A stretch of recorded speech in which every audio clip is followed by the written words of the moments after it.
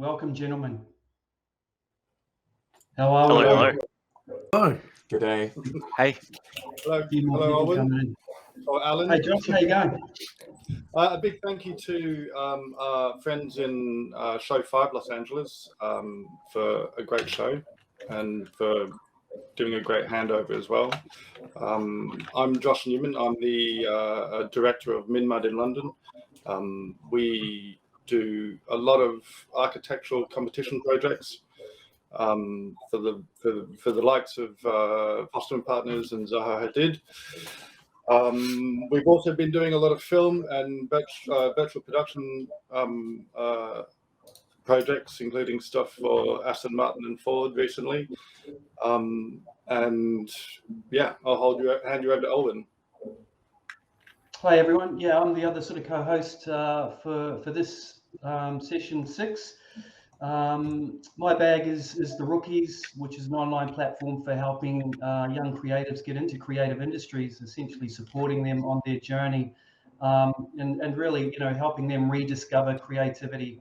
And we do that through a couple of different ways, but creating opportunities with studios and education around the world. But yeah, that's enough with me. I'm really excited with the lineup that we have for this show. I think there's guys that I've worked with before, there's guys that I've known for years, there's guys that I've just met for this show. So there's some really interesting journeys, and yeah, I'm really looking forward to hearing some of the stories.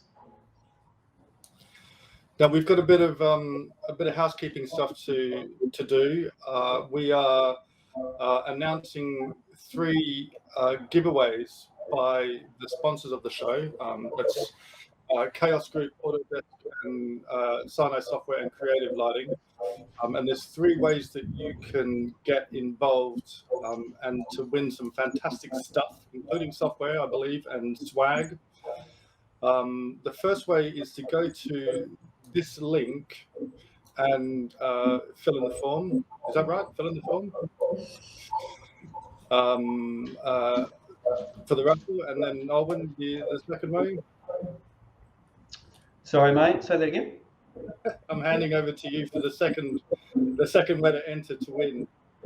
Yeah, so the raffle, like you said, Josh, you basically go to the link on the website, use these hashtags. It's pretty self-explanatory.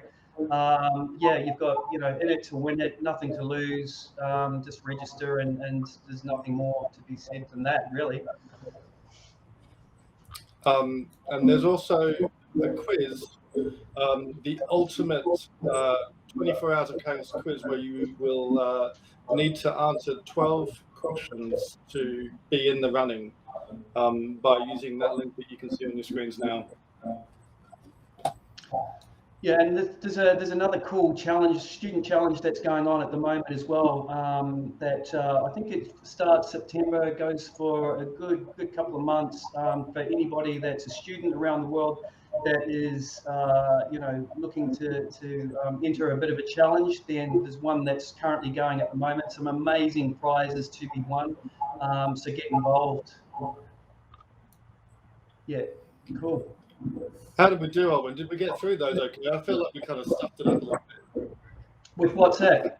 No, that's a new challenge. So it's not the Rookie Awards. This is a new challenge that's being sort of offered by Chaos Group. So there's a new one that's just launched. It's not the Rookie Awards that we're talking about there, Josh. Oh, okay. Yeah. Anyone that's ever watched 3DS London, which I'm involved in, will know that I tend to stick things up and mix things around and do things out of order. So I kind of expect everything to be on the same on the show today as well. But I'll try my best. You've got a bit of an echo happening on your side there, Josh. I'm not too sure if the other guys are hearing that, but there's a little bit of an echo happening there. But I'll just let me know if it persists, and I'll just turn my volume down a bit. Is that any better? Yeah, slightly better. Right. Okay. I can see people nodding, so that's positive. So we have some fantastic guests today.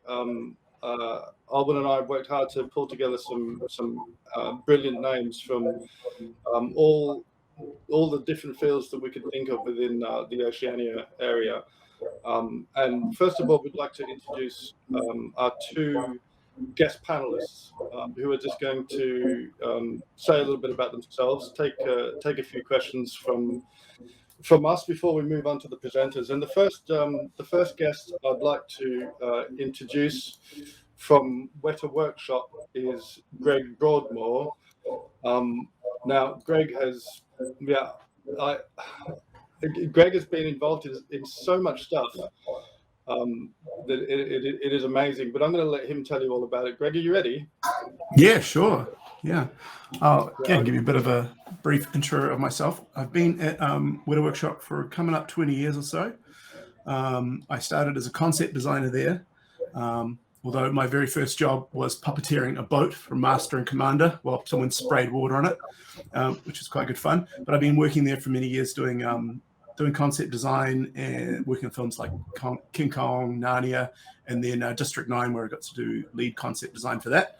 And then in recent years, I'm a bit of a video game person, although not recently, because I've got a 4-year-old boy now, so my video game time is dried up.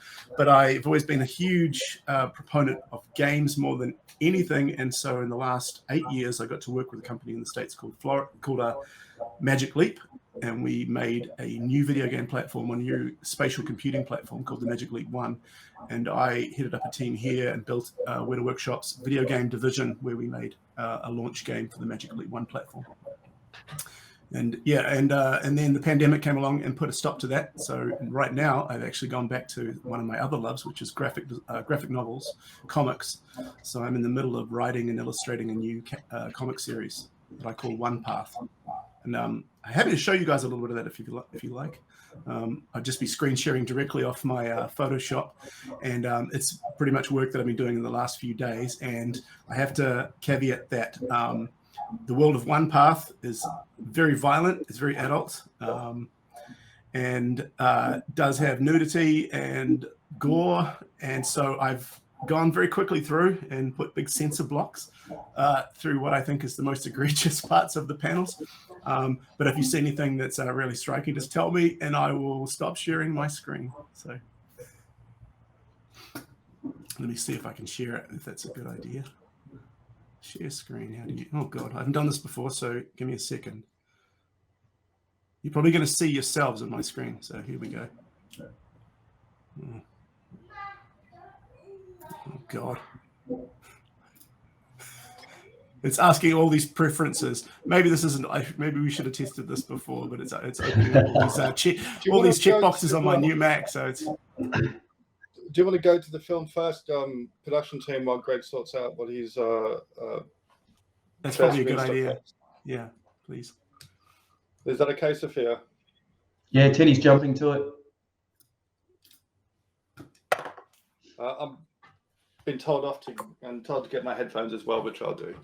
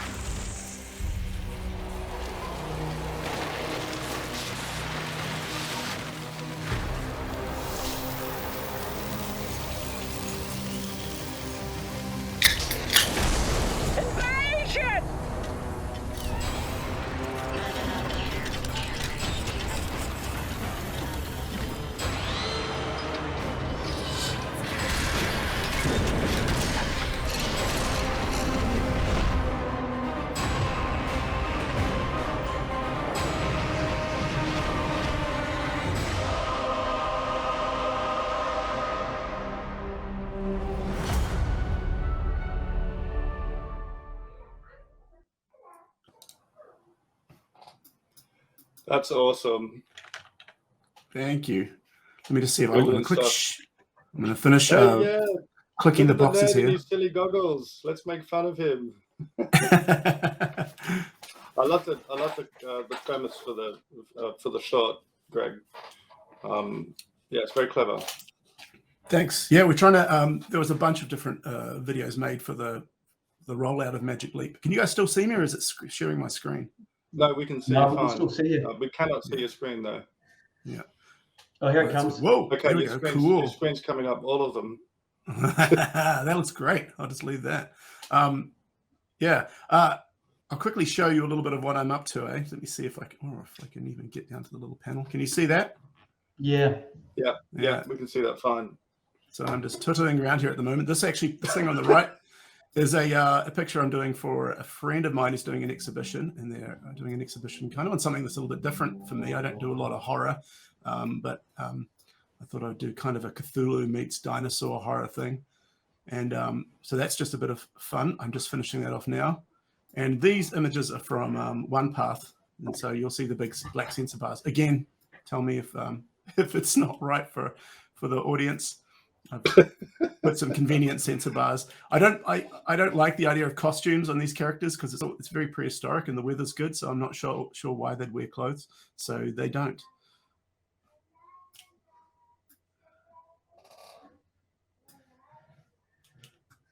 But I've been making graphic novels for a few years. I haven't done one for about 8 years, but I very much love doing them, and I love illustrating them. To be honest, I don't like for myself, I'm not a traditional fan of the sort of traditional inking and penning and coloring. I really like to try and get in there and flesh out the illustrations as much as possible and make it feel like you could fall into that world. So Yeah, that's a little bit of that. The color palette that you're using as well. It's really nice. Thanks, man. Thank you. Let me finish that up. Is that still sharing? Yeah, you are. What's the plan? Oh, there you go. It's probably back. Yeah. So what's the plan with that, Greg, in terms of publishing and that? Have you got like a publisher locally, or is that what's the sort of how far do you sort of plan to push it? That's a good question. I kind of wrote the first season of it to do as a graphic novel for myself, but I imagine it as a television show as well. I'd love to do it as an animated TV show, and I have a bunch of ideas around using AI style networks like GANs and things to help me with that. As far as publishing the comic, I'm kind of very open at the moment. I've talked to a few publishers, and but I haven't made any final decisions. So. Oh, cool. Most publishers want an arm and a leg. They want most of the property, and it's one of those things. I don't want to give up much of it. I want to have as much control over it as possible. So, got to find the right partner, really. You've worked on a lot of books in the past, haven't you, Greg? Yeah. Love comics. That was kind of my passion as a kid growing up, and then games from there. Can you tell us a bit about going from a singular artist into working at somewhere like Wētā Workshops? Yeah, it's a good question. I mean, for me, it was it's all around the project. I've been working. I had a science fiction world, and I still do, that I created a massive exhibition around through the patronage of Richard Taylor and Tanya Roger, who run Wētā Workshop, and I got to build this massive science fiction world there. And because of just the ton of work I did creating books, creating illustrations, creating the exhibition, collectibles. It got to that point where a lot of people started becoming interested in doing bigger things with it, television, movies, and then video games. And as soon as someone came along sniffing who wanted to do video games, I just realized, that I need to kind of do it myself. I want to figure out how, I've never made a video game before. I don't have a background in that. I just have a background in imagination, and no other practical skills other than that. I went pretty much from high school and straight into, I went from high school to the doll and then to a job in Wētā Workshop. And I spent about 7 years on the doll. So before Wētā Workshop, my longest job was unemployment. But was very passionate about making a game myself. I mean, who else is going to make it? And built a team of about 60 to make that game, and it was incredibly good fun. And now I've done the complete loop back again to basically being that singular artist doing stuff on my own. And I very much enjoy both. It was a massive challenge doing the big team, probably HR and just managing people's lives. That's probably one of those complicated things I find if I'm working with a big team, which is fun, but it also it is really draining. You really got to love putting yourself into that. And now, so I'm very much enjoying this new phase of my life, which is forced upon me really by the pandemic, but of just focusing on the project, everything I can do with my hands on it, and kind of, I suppose it's just being a bit more selfish, really, but that's forced upon me, but I'm very grateful to be able to do it. So I have enough on my plate with my family life and my little boy and my partner, Kate. So I'm in a way slightly grateful that I don't have to look after a massive team at the moment. It's quite nice. I call the world is very prehistoric that I've created, and it's called One Path, which is the name of the main character, but that feels very much like what I've done. As I've gone back into a cave, and I'm on this path, like I am a slave to the vision of this world that I'm building, and I can't think of anything else. I get up each morning super excited to do it, and yeah, so very, very different from being at that point of, like, you know, managing a lot of people and directing big projects with large budgets. Our game would have been a 40 million odd game, something like that. Down to this, to a graphic novel where I don't even know who's going to publish it, and maybe it'll never make a dime, you know, but that's kind of the fun of it. In terms of the sort of the Wētā workshop, and I guess for people that don't realize, Greg, you know, the two distinctions between sort of Wētā digital and Wētā workshop, and what that synergy is, and, you know, how that dynamics works. Do they sort of work together hand in hand, or are they totally two separate entities? I know, you know, there was a lot of work done obviously during the Lord of the Rings. What's the sort of the current state with that dynamics at the moment? They are two different companies for sure, with different cultures. I mean, Wētā Digital was born out of Wētā Workshop. It was one corner of Wētā Workshop, and then, you know, grew and grew and grew and became its own thing. And there is still, you know, symbiosis there, because we're connected by name and culture in various ways, and there's a to and fro to some degree. But yeah, they definitely are their own discrete things at this stage. So it actually takes some effort on the behalf of both companies to try and make sure there's a, you know, they mesh and have a kind of, you know, people go to and fro between them and everything. When I started at Wētā Workshop, I definitely went across to digital a lot to art direct with King Kong, with the creatures we were designing and so on. I haven't done that for a while because I haven't done a lot of film work, but I imagine that kind of stuff is still happening. I'm just a little bit in my own bubble, so I don't have my eyes on it as much. Yeah, awesome. Greg, the films that you've worked on, have you got a favorite? Are you allowed to have favorites? I definitely have a favorite. It's District 9. Yeah. Nice. Yeah, good. Yeah. I had mainly it was just working with Neil Blomkamp, who is still a close friend. The guy is an incredible visionary. Meeting him was meeting someone and just realizing a bunch about psychology and about how someone very focused can act, you know, and how decisive. I mean, I aspire to a few people in the world, one being Roni Abovitz, who is the head of Magic Leap, who has sort of crazy generosity and crazy big vision, and Richard Taylor, who started Wētā Workshop, and his, again, massive generosity. He's like a Buddhist in a way, you know, just very, very open and friendly, but also dreams insanely big. And then someone like Neil, who is just razor sharp focus and knows what he wants, knows what he likes. That level of conviction is just something I've always aspired to. So working on that film, it's like, oh shit, this is someone who knows what they're doing, has a vision. Is very, very cool. And I've worked with a bunch of people like that, but I guess he was one person that I was in the wavelength with. We liked all the same kind of stuff. And so that film was like a way to, a chance to get a bunch of of ideas I'd had out with someone who absolutely was just absorbing them, but also reflecting cool stuff back to me. So, and the film came out great. So, you know, that's a bonus. Yeah, he was an artist, wasn't he, Neil? Before he became a director, he was actually a 3D artist. Yeah, that was his background, doing mainly ads, I think. Yeah. Can you explain the skull behind you, Greg, as well? I'm sure people are wondering about this. It's an Albertosaurus skull. It was given this by Richard Taylor, and it looks big. It is quite big, but for a bit of context, that's a T-Rex tooth.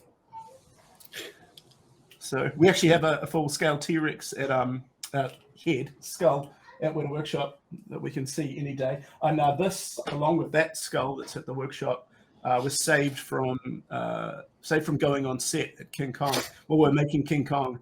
there was a scene that Peter wanted to do with a bunch of it was called the pit scene, you know, with all these insects, and the idea was, from our point of view, was like it's a predator trap. A bunch of dinosaurs have fallen down there.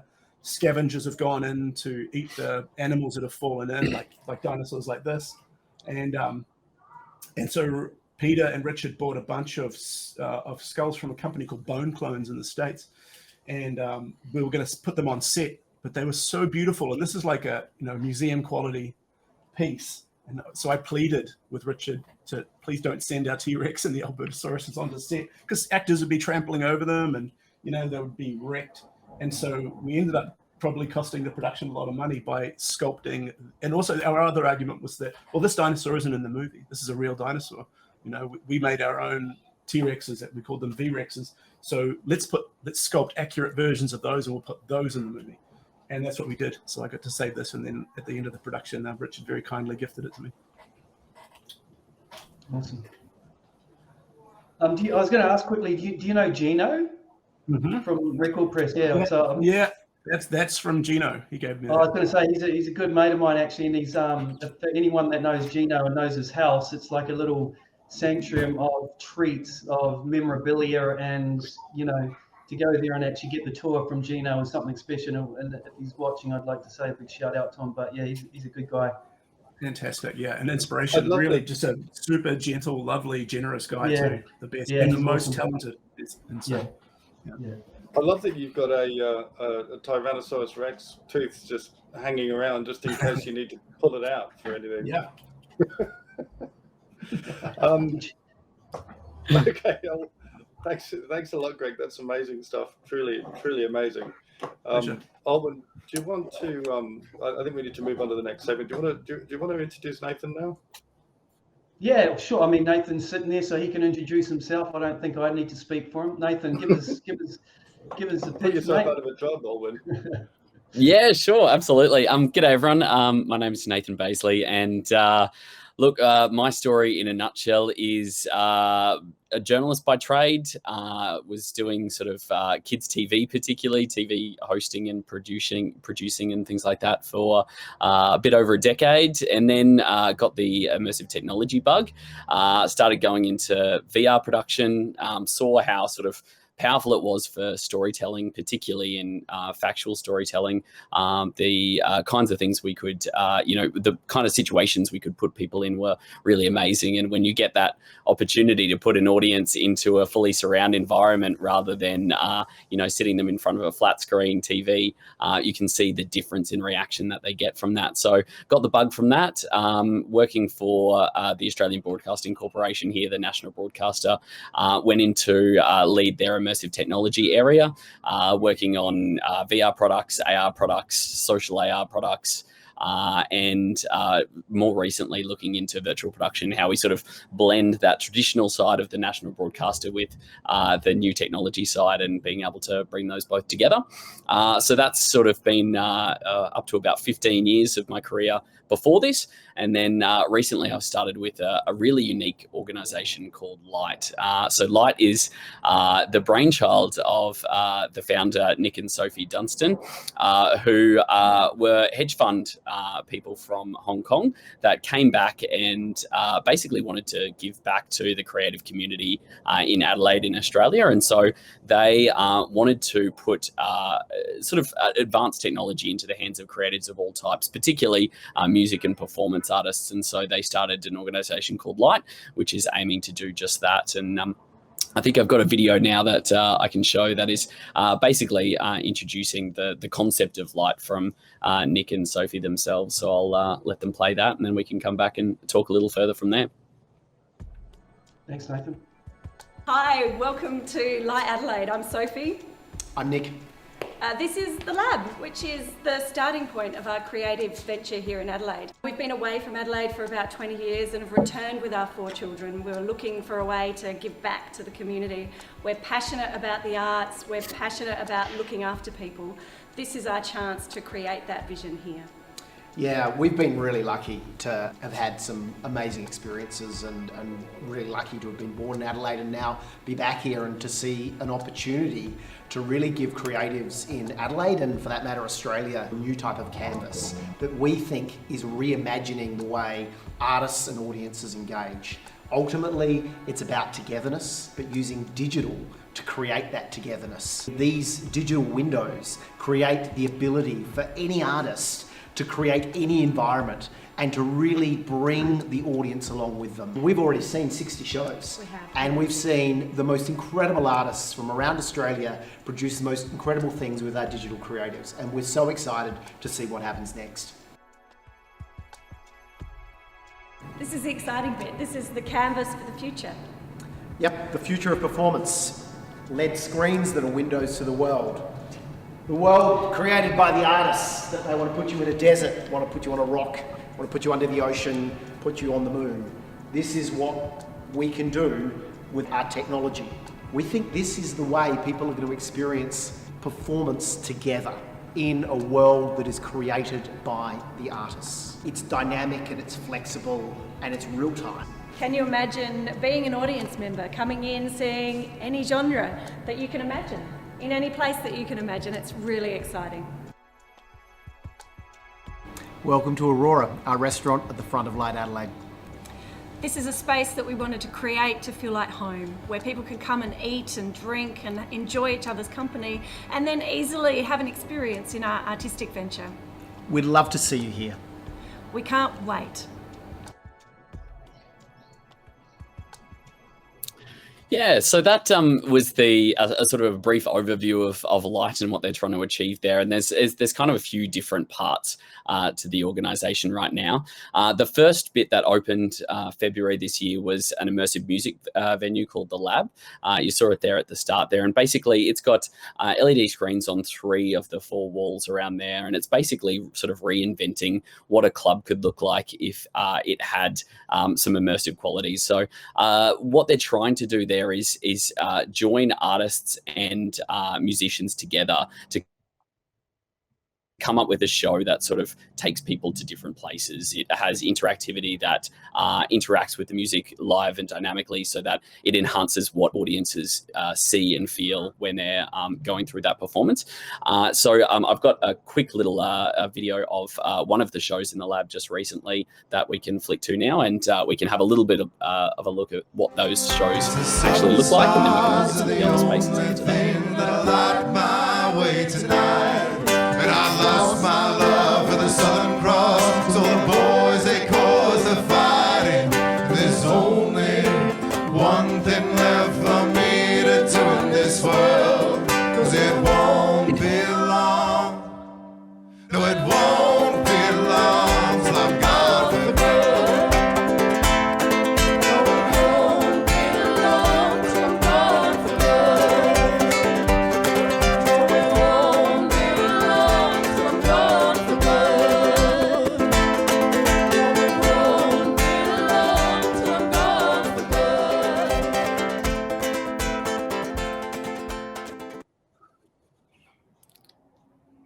So as you can see there, part of the start of that is really around putting visuals on the screen and allowing artists and musicians to collaborate on something. Most of that at this stage is sort of that flat video that they can mix and dynamically change as that performance is happening. They're just starting out doing some real-time work down there now, but what we're sort of looking to do is really foster a lot of that work upstairs in our virtual production studio. So that's been the focus of most of my work over the last couple of months, is starting a VP studio there that is like downstairs. It's putting that visual technology in the hands of musicians. Upstairs, we're looking to do the same thing for filmmakers in a really cost-effective way. So the next video I've got is just a quick demo of a music clip that was shot there recently, just using some dynamic video backgrounds and some virtual production real-time environments to create a music clip really quickly and cost effectively for an artist, a local artist in Adelaide. So we can have a look at that now.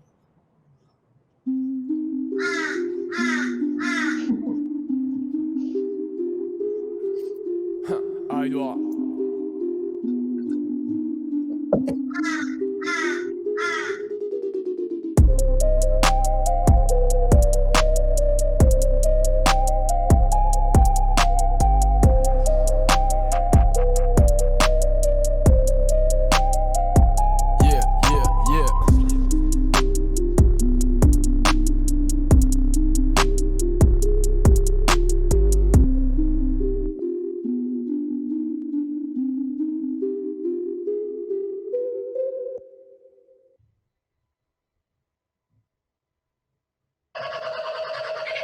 Sorry, I've got a cacophony of birds and kookaburras and things like that behind me. So clearly I'm coming from Australia. So that's the VP studio as it stands right now. So we've had a whole lot of different filmmakers coming in and using that for, much lower rates than a usual studio would charge. And what we're trying to do there is give people, hands-on time with new technologies and allow them to sort of see how their creative process can change and be improved by having access to that sort of technology. So we are trying all sorts of different projects, seeing what sticks and what doesn't, trying to give teachers and students access to those facilities as well, so that they can come out of the courses that they would usually do, their filmmaking courses, with that sort of, those sort of techniques already under their belt. If you're talking about a really large studio like you see for Mandalorian and things like that, it's very hard to just hand over the reins to something like that to students and teachers and people doing music clips and ads and things like that. But what we're trying to do there is just create a space where people can come in and try things and learn things and create something quite different and special. So that's part of what we've been doing recently. And the next step in, I suppose, the light journey is to expand that space to be a fully surround auditorium. One of our biggest sort of missions going forward, and part of what I'm heading up with our R&D division, is really around trying to make an immersive performance space that can also do virtual production. So we see a lot of value in something that can be an audience-facing space. So audiences could come in there and see a music performance that has real-time visuals completely surrounding them, that can take them into different places, can capture movement and turn that into interactivity within that space, and also be expressed online as well, so that we can blend physical and digital crowds all at the same time. So something like that, a setup like that, I think would be incredibly valuable, and also allow us to do virtual production during those times where performances aren't using the space as well. So that's what we're building now. We're just reconfiguring that volume to sort of fulfill that brief. I've got a quick little mock-up, I think, now that I can talk over that you can play right now, but it's basically showing a quick little mock-up of what that would look like if we were hosting a Fortnite concert in that space. So this is the sort of configuration that we're sort of looking at now, and just playing a 360 recording of the Travis Scott Fortnite concert in there. I think it's a way for us to allow digital concerts to have physical attendees, but also to allow artists to be able to play one site, and also that be expressed in other places through motion capture as well. Especially through COVID times, I think artists have done it really tough in having a huge revenue tool taken away from their disposal, which is touring.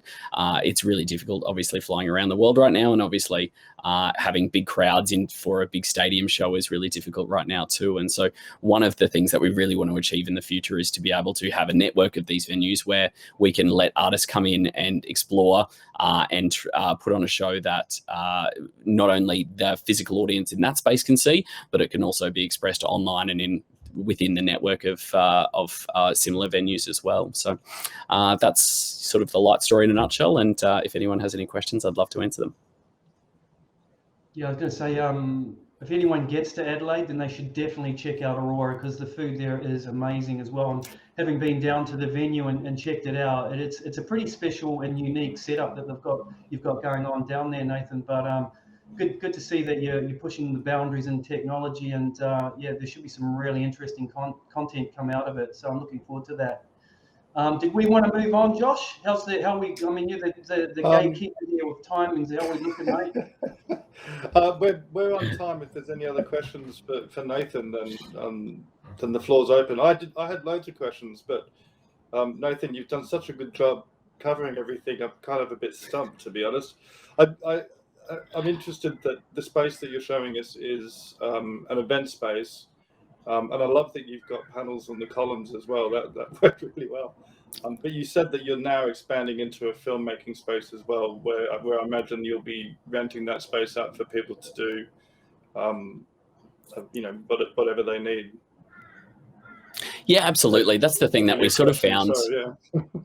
No, that's it's a fair point. And the thing that we found was that when we were looking at different creatives that would use technology in different ways, obviously music was one side, and that's where we focused first. And especially with the background, the founders used to be very heavily involved in music before getting into the hedge fund game, and so that was a particular passion area for them.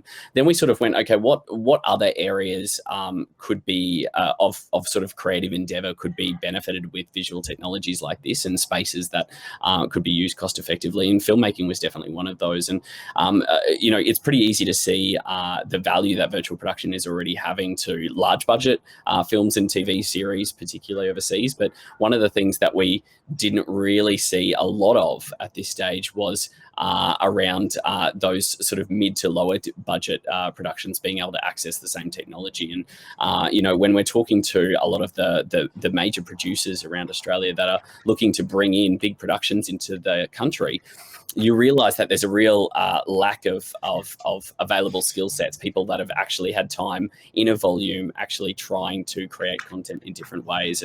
And that can also mean that you just don't get that innovation that comes from needing to pull a production together with gaffer tape and string.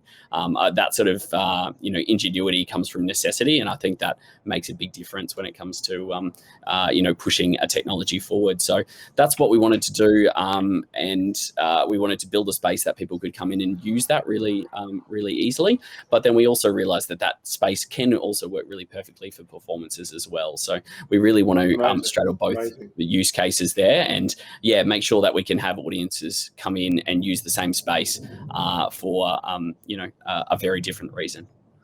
Fantastic, thank you.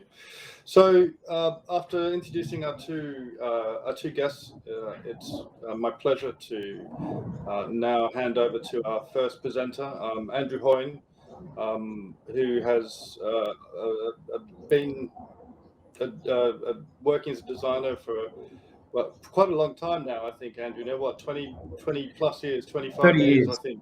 30 years. I'm underestimating you. So how would you like to do this, Andrew? Would you like to say a little bit first, or should we just jump straight in with your presentation? Jump straight in and we'll go from there. All right. Sophia, if you're ready to roll Andrew's presentation, please. Hey everybody, I'm Andy Hoyne, and I'm here to talk to you about the way we, here at Hoyne, approach CGI.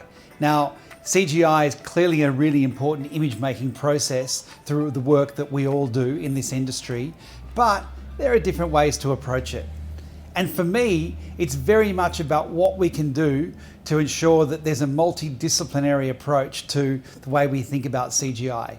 That notion that it's not just an add-on, not just an image, but actually part of the creative process. Because when you actually make it part of the core creative team and not just a bit of execution at the end, that's when it becomes truly powerful. And why I think about this a lot is that the work that we do is very much about storytelling. It's about actually creating a narrative, about creating something that people can sort of engage with and get involved in and actually see connection to. Because visual images can be very emotional images. So to actually get the most out of them, we need to think, what can we do to differentiate and engage? So a couple of different things to flick through, some case studies of various jobs. This particular one from Central Park for Frasers. And this is a job where, Alice in Wonderland was the inspiration. That we actually started out with the product images, but we really focused into what the story was and how we would engage people, how we would take them on a journey, how this series of basic product images could become something so much more, that we could think about this idea of landscape, but then actually bring it to life with talent, with CGI, with real footage, and actually take it to that next step in the journey. Actually thinking about nighttime activation, the different way we could look at facades, that idea of actually going back to that core narrative so that every time people saw it, they actually felt a sense of excitement. how often do you look at a CGI that's actually trying to promote a piece of built form, you know, a new apartment or a commercial office, and smile? That's what we want. We want to actually engage people to come on the journey and actually, you know, get a sense of joy, a sense of being a part of what the story is, and actually to sort of follow it through those different stages, to see it in execution, to see it come to life in a sales and display environment, or a brochure, or a bit of light rail, or a bit of press, and actually know that at the end of the day, you're actually delivering a commercial outcome. We actually work in an economic environment that we actually are trying to create artistic approaches to engage people to buy, to actually get involved in something, to register their interest, to invest, or to at least just visit and actually be a part of something exciting. And this is one of the many ways that it's done through this project. This next one with Arcadia for DHA in Alexandria, incredible architecture by DKO and Breathe. But what it was about, again, connecting the dots, about ensuring that the different assets that we were actually creating were truly actually telling a story that we could bring to life in all forms of the campaign. So that meant thinking about, well, what does differentiate this? This fact that you've got these rooftop gardens that can actually directly connect to the livability of being a part of sort of this living environment in your kitchen. You can grow it upstairs, you can eat it downstairs. This connectedness, the fact that pets were welcome and you were across the road from this fantastic parkland at Sydney Park, that pets could live in your space, but directly outside they could be a part of this sort of green environment, this really living, breathing space that was a testament to what good architecture and good placemaking can be in residential. And then looking at this project, which we called Epicure, because it was in this Italian neighbourhood of Leichhardt. And that we actually thought about, well, what can these spaces be? This wasn't just about creating a sort of image of the ground plane area. This was us saying to the client, you should have pizza ovens. You should have gardens that you can actually eat from, that grow vegetables and fruit. This was about finding a way to bring the community together. And so, yes, we could do that as ideas for the built form environment and for the landscape architecture, but we needed to actually illustrate that in the CGI as well.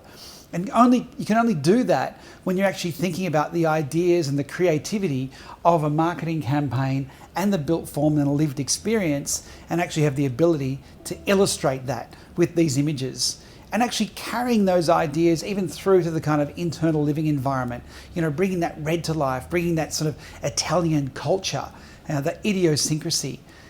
And then actually what we also start to do is think about, how do we actually look at these unique campaign concepts? What is it we can do that actually enables us to bring to life that sort of personality, the idiosyncrasy of architecture, but the unique attributes of a community and a neighbourhood? So this particular one for Clifton and Central in Perth is a great example of that. This little heritage component of the old deli on the corner, these shop top residences where the sort of, you know, small businesses operate along the street but you can live above them, the activation of this little neighbourhood centre, the beauty of these sort of bespoke little businesses, whether they're bike shops or florists or gift stores or bookstores, but parts of your local community, parts of what it makes to be meaningfully living somewhere that connects to how you want to live. This little one for Fiducia, called Harriet in Neutral Bay, is a great example of really bringing a look and feel to life. These incredible interiors and fantastic architecture from what is a groundbreaking architecture, interiors and development firm. So this is a great example of looking at the kind of colour of the campaign, which was green, but thinking very much about the rich landscapes and integrating those things together. So there was kind of permeability between the tonality of the marketing, but also the interiors and the materiality of the lived environment.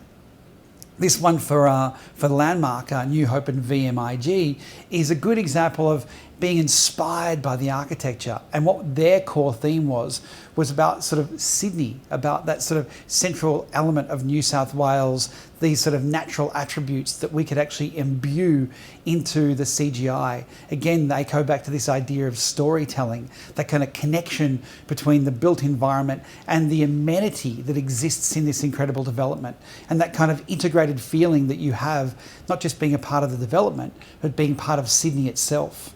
And then you start to see how that comes to life not just in regard to the applications and the imagery, but very specifically, the advertising, the media, the marketing. This next one for Cbus and 111 Castlereagh Street is a great example of actually bringing the city to life. That connectedness between the building, the green spaces, the views, the incredible amenity that exists in this groundbreaking development by architect FJMT for their client Cbus. This is groundbreaking architecture in an incredible location in inner Sydney, where you really get to sense why this is a residential solution at the actual top of its field in terms of the sort of architecture and interiors you can expect by this leading organisation. And then we look at Milligan, the example of commercial office workplace, and what it means to have this kind of campus in a place like Pyrmont by an incredible developer like Milligan, where you get to kind of feel the sense of these atriums and these different typologies of workspace environment. But also you get to have fun with CGI. We want to actually take people on a journey, but we want to engage them and actually entertain them.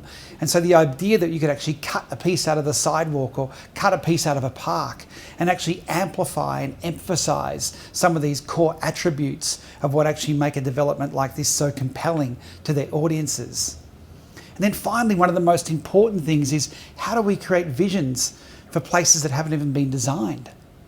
These are one of the things that we think that at Hoyne we do unlike anywhere else, that we actually figure out a way to bring to life places that are yet to be designed. This incredible development with Intrapac, which we called Kinley, in the outer suburbs of Melbourne, here you see the site, a massive hole in the ground. But as we start to visualise how that larger master plan will come to life in future, we look at some of the existing industrial elements that are no longer used, but how we've actually ideated what they could become in terms of F&B, destination, placemaking. These are perfect examples of how CGI can be inventive, how it can go beyond the brief, and how we can do things that people don't expect.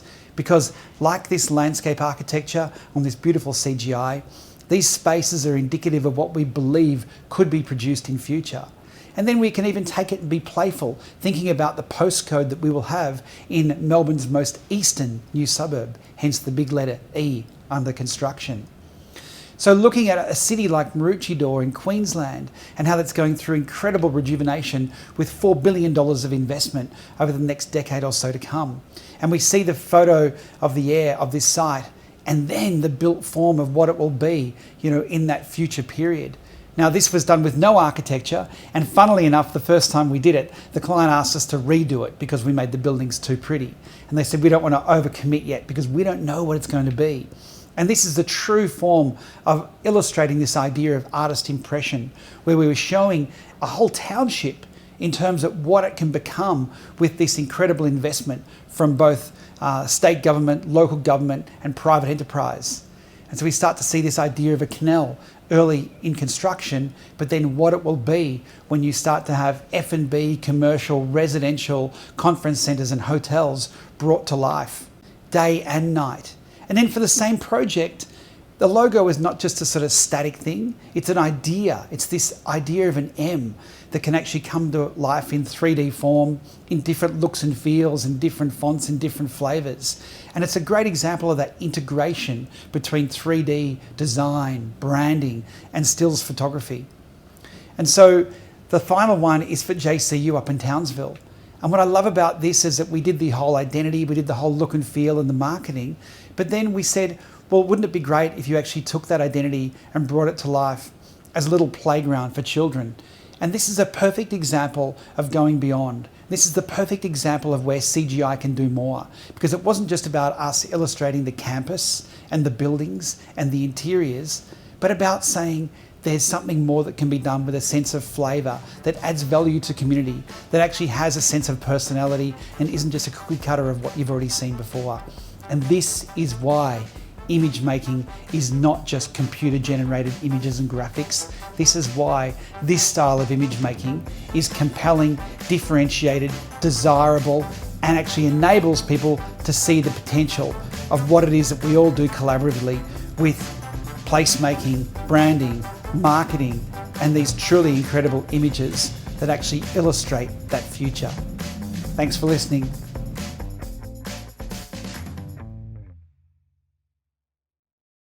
Amazing stuff. Thank you, Andrew. I think storytelling and emotion are two underrated, well, probably two of the most underrated aspects of visuals and communicating these ideas. I think particularly in, when you're working with property developers or with government on what new suburbs or precincts or spaces can be, you have a whole bunch of different media that you can leverage, whether it is stills or video or animation. And from our point of view, we really want to help take people on the journey, and we want to actually convince the people who hold the purse strings to invest more, to actually create better experiences, not just apartments and office buildings, but actually places that we all together want to be a part of, want to visit and actually feel a sense of joy. And I think CGI is a powerful way to convince them to actually increase that investment. Is it difficult to get the developers to focus on emotion and storytelling as opposed to their product? Yeah, there generally is a fixation on time and cost, and therefore for residential it's all about how quickly can we sell, and for commercial it's how quickly can we get pre-commitment leasing deals. So when we have an idea to kind of do something that's got a stronger narrative or more storytelling, their concern is time and cost. But our view is that it's about, by getting stronger engagement, you increase the rate per square metre. Therefore, you increase the value of what you can extract with the risk that you're taking creating these places. Because, look, a lot of these jobs, a normal project might be $100 million.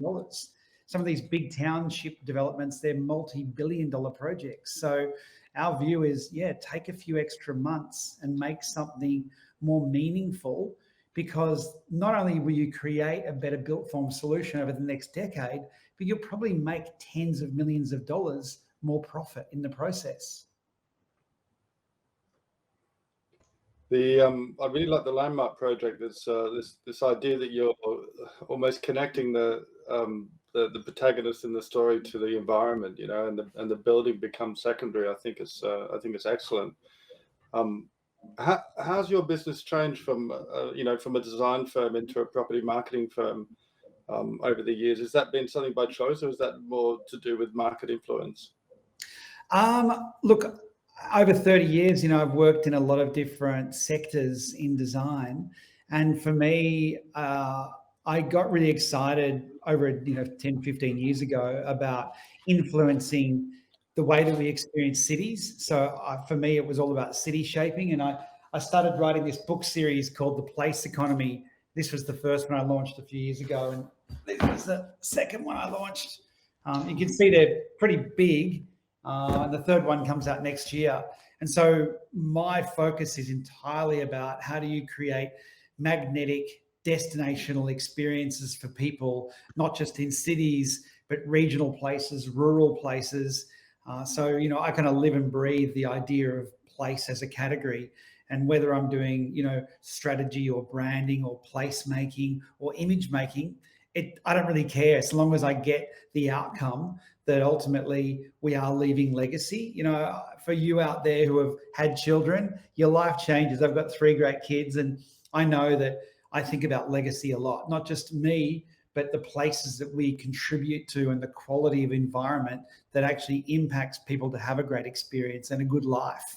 And so I think that there's a bigger picture at play here. Just a quick question from me. In terms of, now you're sort of, I guess, venturing more into the CGI sort of component of it, like how hard has it been for you to find, good talent? And building out a 3D pipeline, as a few of us know on the call, is not an easy feat. And do you find that the types of people that you are hiring, are equipped with the essential tools to be able to help you on your journey, or do you feel that there's a bit of a skill shortage? Is there, because I guess when we look at it, there are courses that are very tailored towards visual effects and games. This is a whole sort of new area. I guess architecture visualization, which is this very traditional old school mentality way of thinking, and obviously a very new and modern way, and the sort of the two worlds are colliding.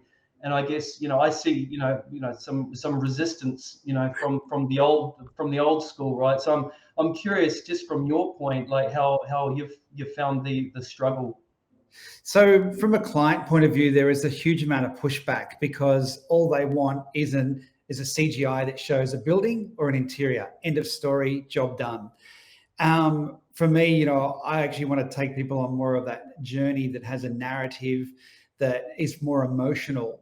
And so I'm probably luckier than a firm that just does CGI, because when you're hired just to do the interior exterior, you've got a very clear brief and you just need to execute.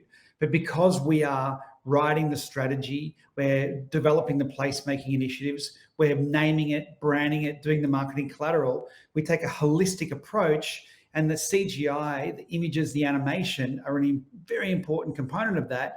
We have more power and more ability to engage the developer or that government department and convince them to do it our way, because we are looking at things so holistically. So it is probably a lot easier for us. We have more ability to convince. On your other point about hiring and training, it is the single most difficult thing in business is people, is HR, and also recruitment. There is a limited amount of talent in Australia. A lot of firms have brought people from overseas, and in the last 18 months, we have no ability to do that. And in fact, what happened was, even when COVID hit early 2020, a lot of our talent does come from Europe. They all went home. They went back to Europe thinking they wanted to be with their family and haven't been able to get back to Australia again. So we have a huge talent shortage here. I went out 2 or 3 years ago and met a lot of the universities and put a package together saying that you guys should all be starting courses to do architectural rendering, CGI, because there are heaps of jobs. We are bringing people from all around the world to work in Australia because it's a great place to live and we've got good salaries, but we can actually be creating jobs of the future with young people today to learn these incredible skills in an evolving industry. And when I do have people, sometimes I lose them because they go to gaming because it's probably, they think it's more fun, or maybe they get paid more, or they've always loved gaming. So I do lose people to gaming, but we're trying to invest in training people and build them up. And I've got to say, it's incredibly difficult, to be honest. Yeah, and in terms of those schools that you did reach out to, did any take your advice?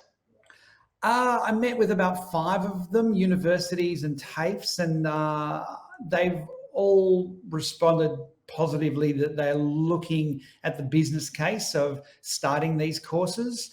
I think one of the problems they have is actually finding lecturers to teach in the courses as well, and they wanted us to contribute our staff. And I actually did that collaboratively with Andre from Binyan. And it was quite funny because I think Andre ended up getting some quite good publicity out of it and ended up creating some good relationships with those universities. We didn't get anything out of it, even though we were driving it. I think because his business is only CGI, whereas as a creative firm, it's one of the many things that we offer. So we weren't seen as single-minded comparatively.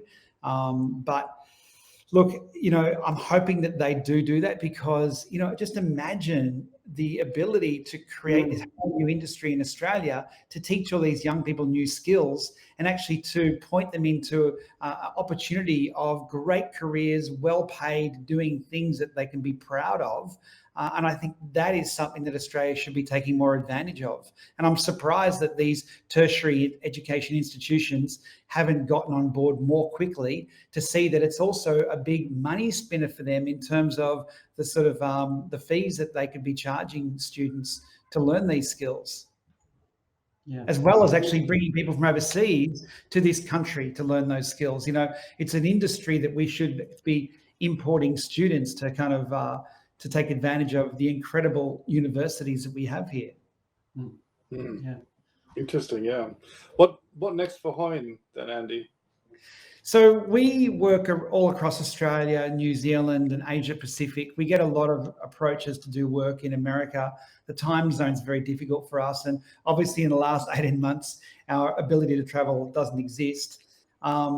We are really enjoying, one of my favorite places on the planet is New Zealand. So I do love doing lots of projects there and doing stuff through Singapore and other parts of Asia. So we're probably looking at opening more offices. We're Melbourne, Sydney, Brisbane. Placemaking or place visioning, as we call it, is pretty much the core driver of who we are as a business. So we're quite keen on expanding our services. We've got a lot of innovative things that we do that nobody else in the world offers as services. And so for us, it's trying to find more of those and create some really kind of unique attributes that we can kind of market around the world that differentiate us from anybody else in our category in terms of, placemaking and built form. Okay, brilliant stuff. I think we do need to move on, Andy. Thanks so much. And, apologies for the big glitch in the middle of the film there. I think the risks of running a show for 24 hours around the world have surely got to pose some technical problems of somebody falling asleep at the keyboard and hitting the wrong button. It's all good, and well done to you guys for organising this. So much talent. I'd love to be speaking and listening to all these guys. Really incredible people doing amazing things, and just a testament to how strong this industry is and how it's just increasing in creative ability, year on year. So well done to you all. Excellent. Thank you. Okay, so we're actually speaking of New Zealand, we're actually going to introduce our next host, who is Chris Brown from Warren and Mahoney. Chris, would you like to take the floor? Yeah, thank you. Great to be here. I lead the visualization team at Warren and Mahoney. I've been working with Warren and Mahoney for 10 years.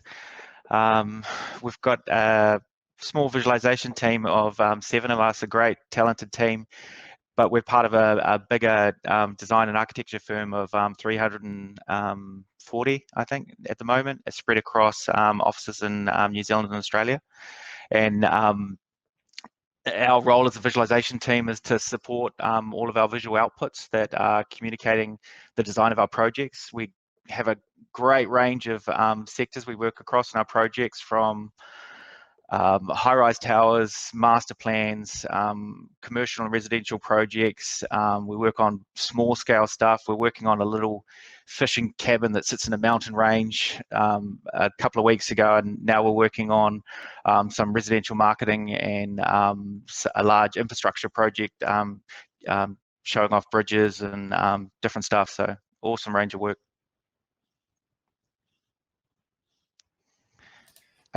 Brilliant, brilliant. Yeah, sorry, I was muted.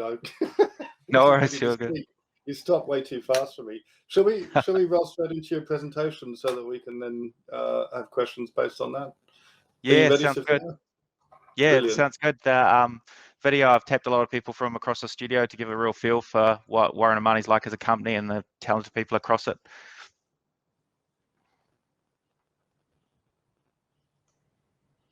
Does somebody need to say action? I came on before. There was nothing to do with me. My video briefly came on.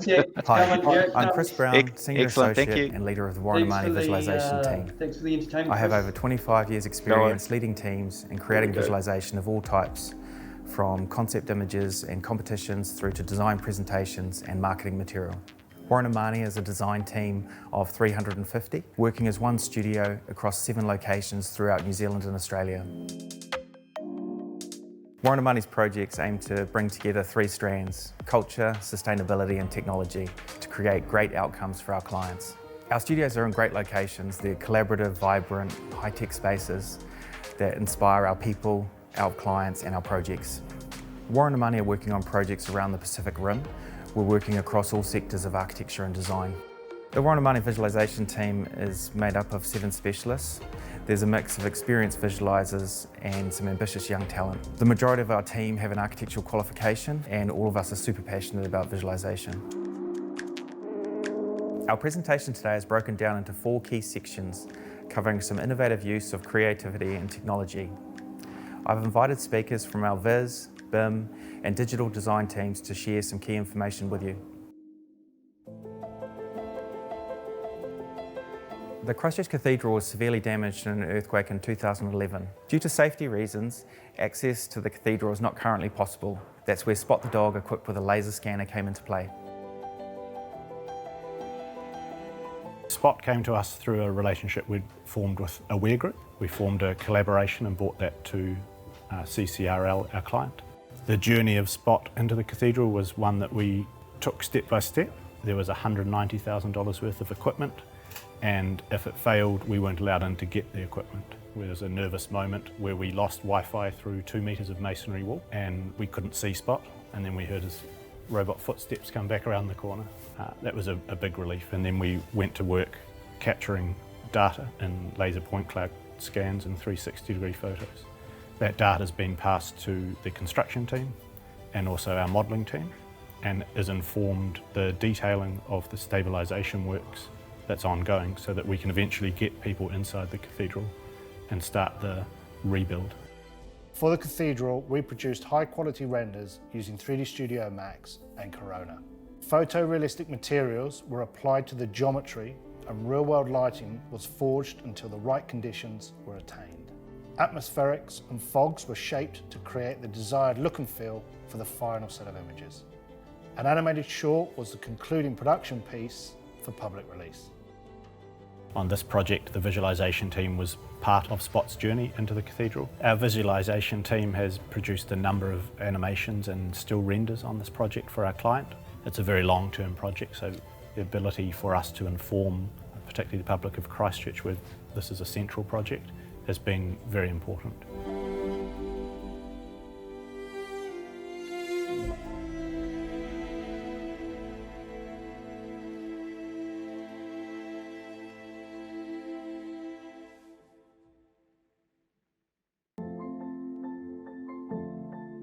Warren and Mahoney use photogrammetry to generate complex models from photographs. We sometimes do this for miniature models and real-world scale objects.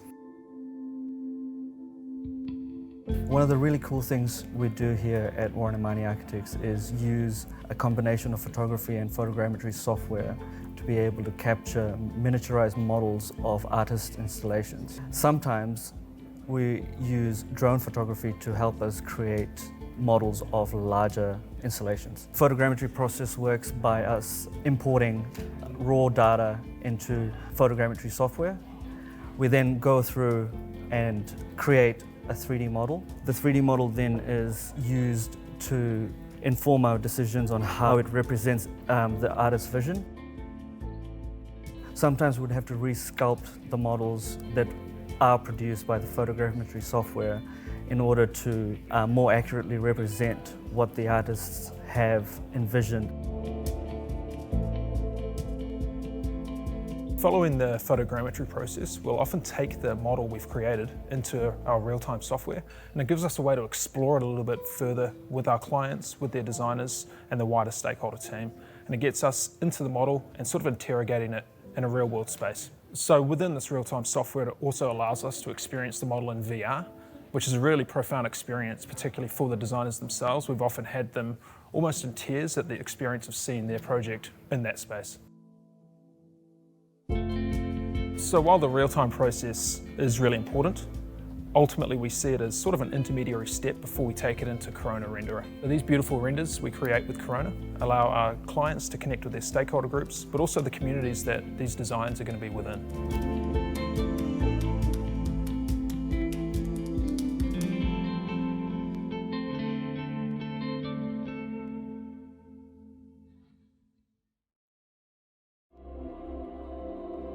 Warren and Mahoney utilise digital and generative design on projects. It's an exciting proposition when the visualisation team gets to produce high-quality renders of these projects using V-Ray and Corona. Digital design's a pretty broad concept, I guess, but for us it's about, playing with the latest and greatest tools and softwares and understanding what they can do for our design process. We use a lot of V-Ray for our design work. It's a great way to visualise what we're working on as we work through the design process. And one of the great additions to V-Ray is the V-Ray for Grasshopper plugin, which lets us communicate some of those parametric scripts we're working on as we work through them. One of the projects we've used this on is the Pullman Hotel at Auckland Airport. It was partly about designing a really complex form in a lobby space, but also about understanding how we can rationalise that and resolve it to help construct it in its entirety.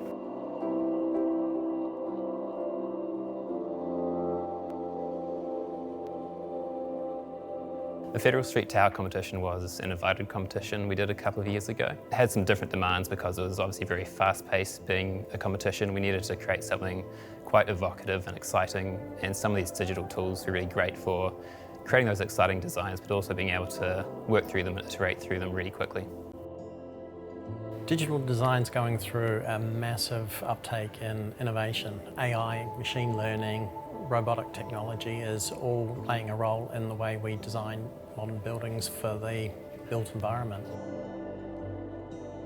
Sustainability is on everybody's mind right now. The built environment plays a big role in the way we address sustainable outcomes. Using machine learning, AI, and other new tools is giving us further insights into the way we can design and respond to these enormous challenges that are facing us. Part of our job is actually researching as well and understanding what some of these tools can do and how we can use them in our design process. It's quite a fun part of the job because it's not looking at live projects, but really getting to play with the tools and understand what they can do. Partly we're working through these studies as we go to understand our concepts, but the visualization team's crucial in terms of communicating those designs to a wider audience, particularly the wider design team, the client, and where appropriate, the wider public.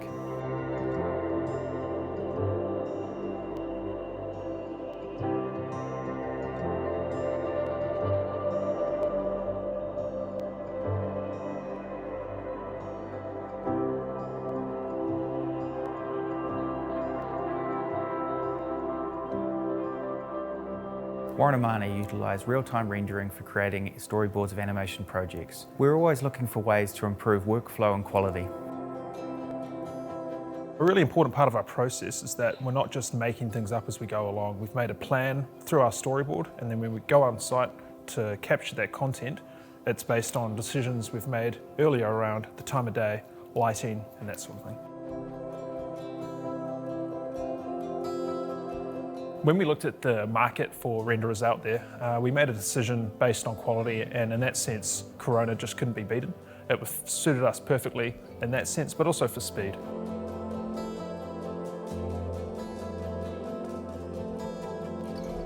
We use Chaos Phoenix to create simulations of water and fire in cases where it's required.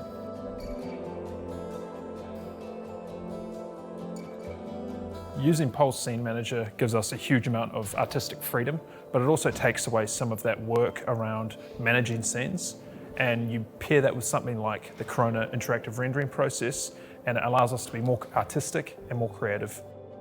You've heard us today talk about using both V-Ray and Corona renderers from Chaos Group, and being able to manage that process is really important to us, and that sort of flows on to our clients and their stakeholder groups.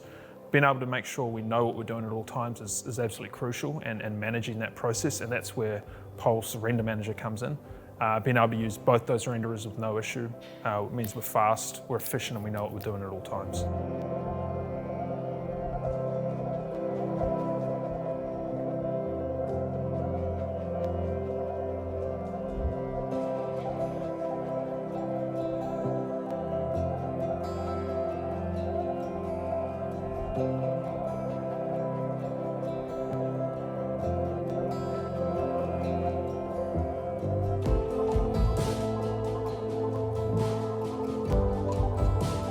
Thank you, Chaos Group, for the opportunity to present at 24 Hours of Chaos. I've been using Chaos Group software for over 20 years. I always find it to be innovative and industry leading. I'm excited to see how, in the future, how real-time rendering and offline rendering continue to converge and come together. Less technical barriers opens up more creative freedom. Thank you.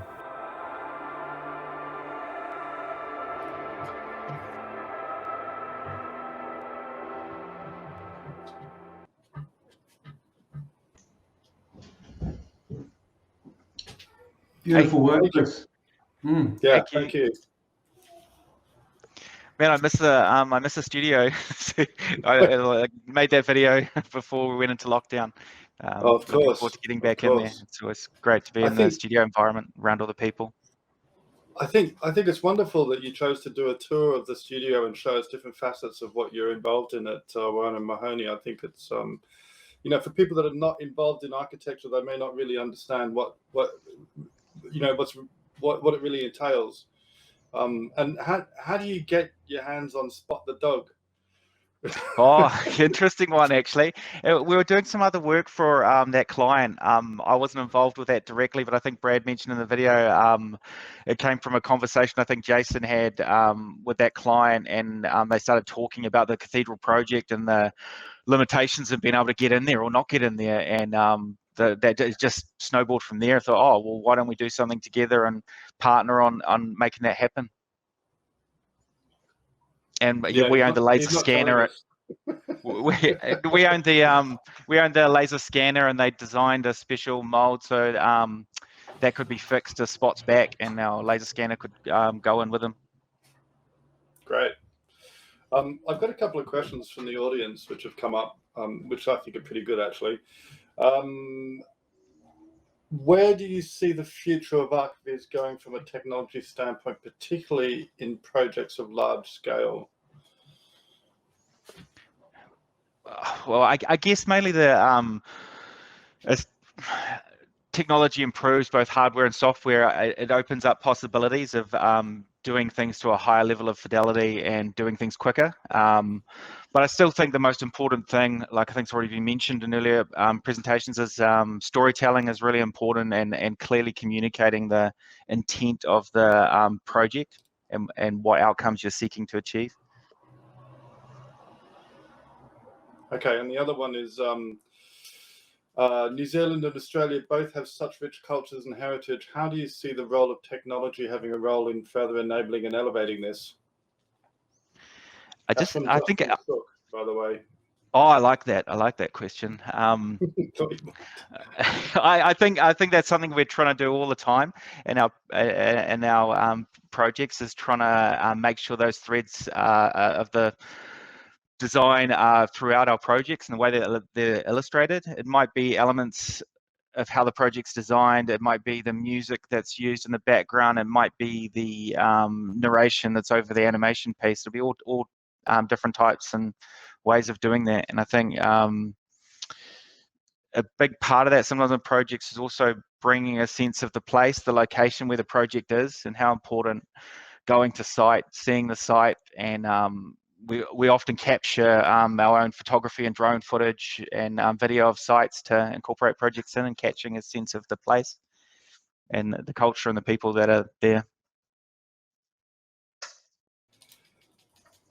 You said in your Chris, I was just going to ask just quickly, Chris, is the cathedral actually, are they going ahead and rebuilding that, are they? Yes, they are.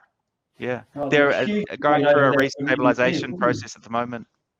Yeah, oh, that's awesome to hear, because I know there was like massive debate over that when it first sort of came onto the scene, and they were talking about all sorts of different designs for it, and so they're actually going to rebuild the original sort of cathedral. Yeah, restabilization's underway at the moment, and it's it's well underway. The animation we put together was for a public release of the piece of the proposal. It's got these two new buildings sitting either side of the reinstated cathedral, so adding something to it. It's a really exciting project. That actually, like literally, when we put that piece together, we had the original church bells. We had a recording of those. We put that in the animation, and when the animation was played to the client, they actually, there was tears in the room, literally, from watching that piece and just feeling so moved by the fact that that project was coming back. It's just so rewarding to be able to be part of making those projects, move forward. So does that mean the wizard's going to be back as well? Yeah, he's probably already there somewhere. Yeah. Classic. Excellent. I quite like your comment. I think towards the end, less technical barriers allows creative freedom, which, the reason I like this is because we hate talking about technical aspects of your software use and stuff. We'd much rather talk about the creative aspect of it, and the way that software is moving now, and the fact that it's becoming easier and opening up to whole new audiences, and it does enable us to just make cool looking stuff, which I think is what we all want to do at the end of the day. Yeah, definitely. I mean, I've been doing visualization for probably 25 years or so now, and I I still wake up in the morning like thinking, oh, how am I going to tackle this problem today, waiting to get in there and, have a crack at the project or thinking about how to do it. And it's like such an exciting industry to be in, I think. Such an exciting career choice. I like the question before around training too, because we try and train. It is hard to get talented staff, and personally, I think one of the best ways to do that is to train people, because I know each company works differently, the way they do things and like to do things, and training people is one of the best way, I think. A lot of our team have degrees in architecture, but a real passion for visualization and wanting to do that as a career choice, and bringing those people in with that passion and training them how to do things is a really good way to go. Yeah, we see that. I mean, just talking from sort of Adelaide perspective here, there's, even when you look at, I guess, Chris, UTS Animal Logic, which we'll talk about your story later on, but, we're seeing more and more sort of studios that are really sort of taking the initiative because they're just frustrated with the level of students coming out of, the more traditional forms, and creating their own academies and creating their own sort of learning divisions, and either partnering up with universities to try and at least get the fundamentals taught there and act as a bit of a finishing school to try and bring them up to speed where they need to be. But yeah, it's tricky. It's tricky, and I think we're seeing even. I talk to a lot of VFX companies and gaming companies around the world, and there is just such a huge demand right now for talent that there's, Greg, I was talking to Wētā Digital the other week, and they've got work on there for the next 5 years. This is just, I've never seen this much work before. And when I talk to recruiters around the world, it's the same deal. There's just so much work on, and they're all screaming out for talent. And there's just, I guess, it's a golden period right now. If you're a senior artist in the industry, you really get to pick and choose where you want to go and sort of ask the money that you want. So you're competing with not only the architectural visualization world, but these companies are now looking at other industries and actually poaching from various other industries just to try and get talent. Definitely. Great. Okay. Thanks, Chris. I'd love to keep talking, but we've got to keep moving because we're now actually any time behind. Yeah. So thanks, Chris. That was amazing. No worries. Yeah. No worries. Brilliant stuff. Ryan, Alwyn, do you want to introduce Ryan, perhaps? Yeah, Ryan. Actually, we go back a long way. We met at CG Futures, which is a small conference that's based in Melbourne. It obviously hasn't been running for the last few years, but it was very sort of game VFX focused, and a lot of master classes. International people came, and it was supported by Newman, which is a very good VFX school and based in LA. And the team would come out, and I met Ryan. I don't know how many years ago that was, but he's since progressed in the gaming industry, and is now art director at probably one of the most well-known gaming studios in Australia. And it's been, you're going to get into this, but been on a very interesting ride in terms of listing on the stock exchange and going sort of places where gaming companies haven't been before. So Ryan, I'll let you take over and talk about your journey. Yeah, awesome. I think we'll just kick it off by playing the Playside video intro, and then I'll kick it off from there. Cool.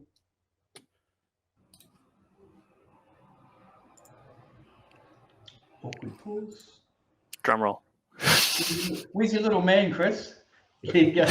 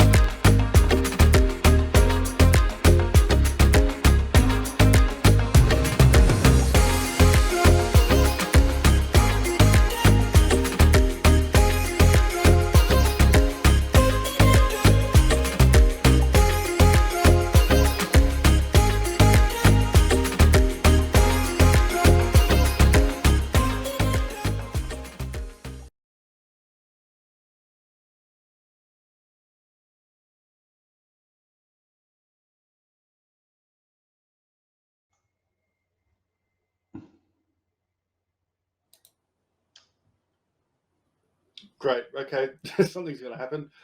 Ryan, you with us still? Oh, I was muted. Here we go. There you are. There you are. Can you guys see my screen? Is that sharing yet? No, No, it's coming up There now. it is.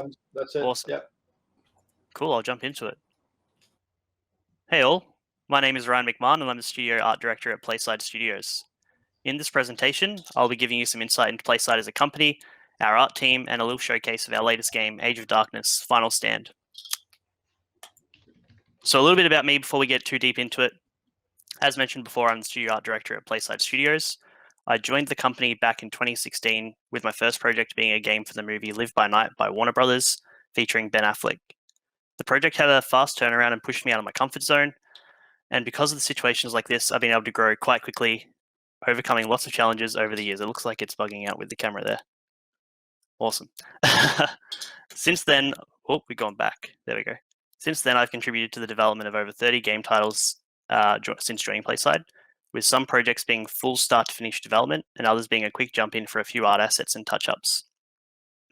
As well as that, over the past few years, I've been involved in growing our art team from a small team of 10 to what it is today. We now have roughly 30 or so artists from different fields of arts, those areas being UI, animation, concept art, 3D, and technical art. Before Playside, my career started out with freelance, and I was involved with a lot of small contracts in both VR and AR simulations. These simulations would be mostly for training programs. With these programs, people would be able to put on a VR headset or go into AR and be run through a training program for a workplace.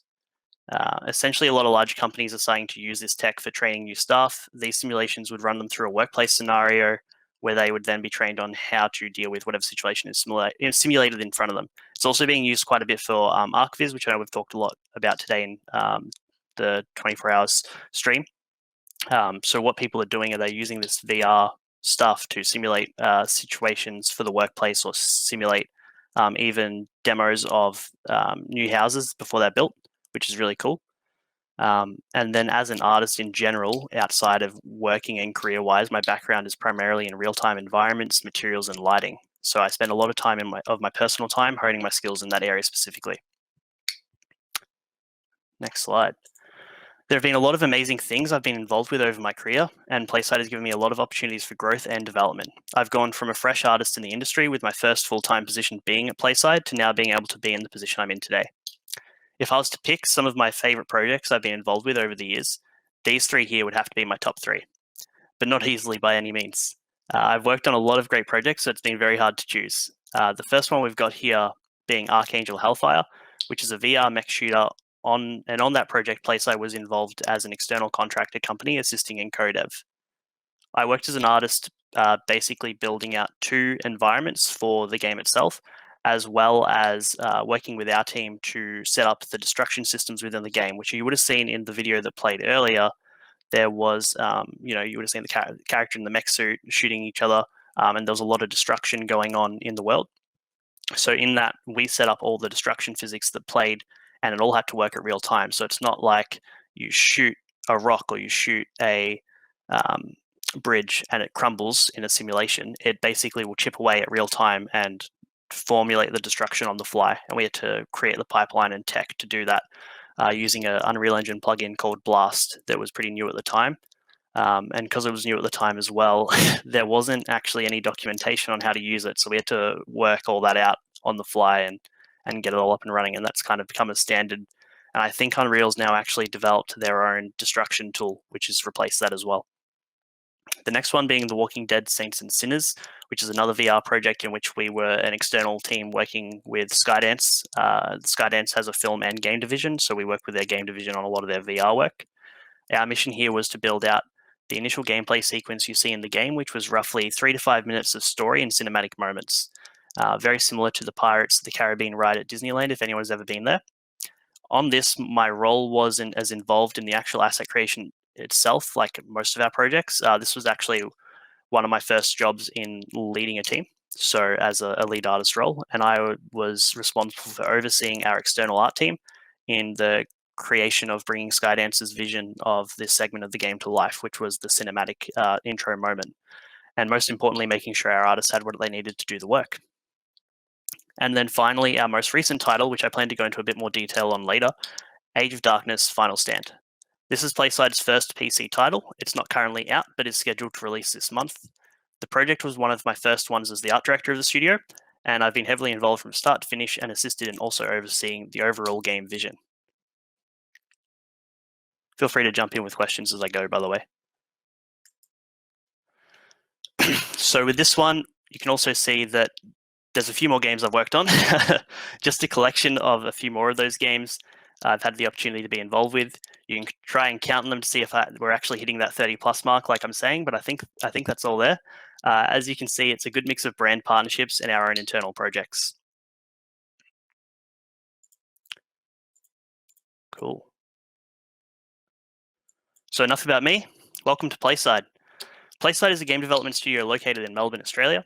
Playside has been around now for roughly 9 years, and over that period has released over 50 titles and formed contracts with large Hollywood studios and leading global influencers. Playside currently has over 90 staff in-house, well, I guess from home at the moment, but with that, we cover a broad range of skill sets ranging from design, art, code, audio, quality assurance, marketing, and user experience. So we make sure to get everything covered, and we like to do as much internally as we can. So over those 9 years, we've also been able to achieve a lot, such as growing the team size to what it is today. 9 years ago, I think we started with 5 or 6 people. Obviously, I wasn't around back then, but it slowly grew for the first 5 or 6 years. I think it went from those 5 or 6 people to maybe 20 to 30. And then over the past 2 to 3 years, we've gone from 30, 40 mark to 90, almost about to hit 100, I think, which has been quite significant. And there's a few reasons for that. With the proven global success of our titles, mostly hitting top chart positions on both the Apple and Google Play app stores, we've developed multiple massive #1 AR and VR products, similar to working with Skydance on Archangel and Walking Dead, which were massive at the time. And then also our own products like Zombie Riot VR, AR Dragon, which blew up at the time because AR was really new, and Apple just made it the main feature that they gave access to, and at the same time we released AR Dragon, which was basically you on your phone, you bring your camera up and you get a pet dragon that flies around in front of you, which was really cool. We've also formed partnerships with large Hollywood brands and influencers, and most recently, as Alwyn mentioned before, listed on the Australian Stock Exchange as a publicly listed company last year. I won't go into that too much myself, but if you're interested to know more about being a public company and what that means for us, you can go over to our website and check out the Investor Center, as that will be able to tell you everything you want to know. So touching on the Playside partnerships a bit more, we have developed titles with some seriously large brands, partnering with the likes of Disney, Warner Brothers, Nickelodeon, Paramount, and many more. You can see this image on the right here showing that off. Recently this year, we've licensed both Legally Blonde from MGM and The Godfather from Paramount Pictures to create our own games with these brands. So what that means is we've gone to Paramount and MGM and actually purchased the license for those movie titles to make whatever game we want using their brand. And our involvement with them is they make sure that we're meeting their brand guidelines, but what we're doing with it and what game we're making, we have full control over, which is awesome. It's really exciting to do. Another big thing we've also started doing, which is a little bit different outside of working with large Hollywood brands, is forming partnerships with content creators and celebrities, such as Laserbeam, Fresh, the Norris Nuts, and Hollywood celebrity Thomas Middleditch. Alwyn, I know you have some questions around who are those people, so I can jump straight into an answer with that. So Laserbeam is a popular streamer with 18 million followers. He streams mostly video games such as Fortnite, and Fresh is the same, but with 7 million followers.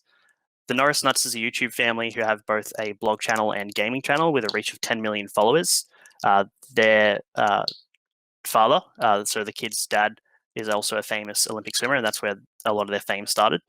And then Thomas Middleditch is the star of Silicon Valley, playing as Richard Hendricks, but outside of his acting career, he has a strong passion for games and is now working with us on making something cool. Again, here you can see some pictures of some of the titles we've worked on with large brands such as Jumanji, Ninja Turtles, Cars Lightning League, Lego Batman, and then Hatchtopia Life, which is a toy brand that's really popular with kids these days. And then jumping into the Playside art team. So before I start talking about the Playside art team, did anyone have any questions about Playside as a company? Ryan, just to kind of touch on the influencers stuff again, like what do they? I mean, what do they do? Are they just posting on their social media platforms with promoting the games? Like what's their involvement? So their involvement is what you basically said, promoting the game and putting it to their socials and sharing it with their audience, which gives us a lot of reach on release, which is usually the marketing part's the hardest part when it comes to game development, because you can make a really fun game, but if it doesn't go to anyone, it's not going to do anything. So that's a really big one. But also with that, these influencers are generally the target audience that we're making the game for. So when we're making the game alongside them, they'll be playing the game all throughout the whole development, giving us their feedback, talking on behalf of their communities and saying what they like, what they don't like, what they would like to see more of, what they feel is lacking in the gaming space or in this genre of that game. And we can work that into the game before it comes out. And then along the way, sometimes they'll get some community interactions and ask questions like, hey, if this a game like this was to come out, what would you want to see? And kind of get a gauge for what's missing in that space that we can then use in the game development process for release. Yeah, cool. So yeah, it's definitely a big help. Awesome. So I guess Playside art team. With Playside's art team, it's been something that's grown quite a lot over the past 2 years, and it's become a hub of creative passion. We try to foster a fun, creative environment that supports growth and opportunity. We've got a large team now of 30 artists, from concept art, 2D art, UI graphics artists, animators, technical art, and 3D artists. A majority of our art is developed internally, with a small portion now being outsourced to external development studios. As we continue to grow, our art team's goal is to build a space where all artists aspire to work. It's basically our mission statement, I guess you could say, when artists come on board, is that we want to create a space that is fun, creative, but also when we make our art, we're trying to do something that would inspire other artists and give them passion to want to come work alongside us and make the games that we make. I remember when I was coming up in the industry, I feel as though everyone goes to this where they've got their studios that they want to go to and they want to work at because of the art that they create and the workplace culture that gets fostered alongside creating that art that you see online. And I guess our goal is to create an art team that emulates the same feeling in new artists coming into the industry, or ones that feel as though they're looking for something new already, who have been around for a while. So one thing you would have noticed in our video that we played at the start is that there was a very wide range of styles. Playside's art team is highly versatile, being able to tackle a wide range of styles at a high quality. Our art styles range from low poly, hand-painted, stylized PBR, and realism. All our artists are able to generalize when needed, but of course we still allow people to specialize as well, because you can't really lose that. You got to have your specialists. You've got to have people have their strengths rather than having their hands in every pot and not being able to have a strength. But outside of that, we still have the challenge of, even though I'm really passionate about doing real-time environments and materials and lighting, I can still go make a character when I need to. And at first, when I first got asked to do things like that, I struggled, and it took me a really long time, and I wasn't as fast as the other artists who may have found that as a strength. But over time, I've learned to be able to do it to a good enough state where I can, we're given the right pipeline, I can do that now. And a lot of our artists experience the same thing. And with that, it basically gives us the opportunity to keep things interesting. You're always learning, you're always being challenged, and you get to come to work and face, if I want to try something new, I get the opportunity to do that, which is great. We focus on creating methodical workflows and pipelines to help adapting to different art styles a bit. So, when someone comes up to you and goes, hey, I know you only really make realistic looking art, but I want you to go make this stylized cube game. Can you go do that for me? That's can be pretty overwhelming, a little bit daunting. How do you approach that? So as a team, as an art team as a whole, we work together to create art design documents at the start of every project to condense every rule and influence behind each game style, and also do the research we need to do to make it as approachable as possible. And with that, we also come up with a lot of tools using Substance as well. So using Substance, we create generators, texture generators, to help people be able to texture things to the same quality bar without needing really good hand-painted skills or needing to know the PBR workflow perfectly. which kind of goes to our next point, is as an art team, we have a large toolbox. Working on such a wide range of products, it's crucial that we all utilize a wide range of tools to help speed up and unify production wherever possible. So, you can see on the right there, we've got Maya, Substance, ZBrush, Unity, Unreal, Marmoset, Houdini, Photoshop, and V-Ray. So all these tools coming together, we jump between a bunch of them to unify our skill set. And also it helps us basically achieve the same level of fidelity in our art styles without, needing to be the best stylized artist or needing to be the best realistic artist.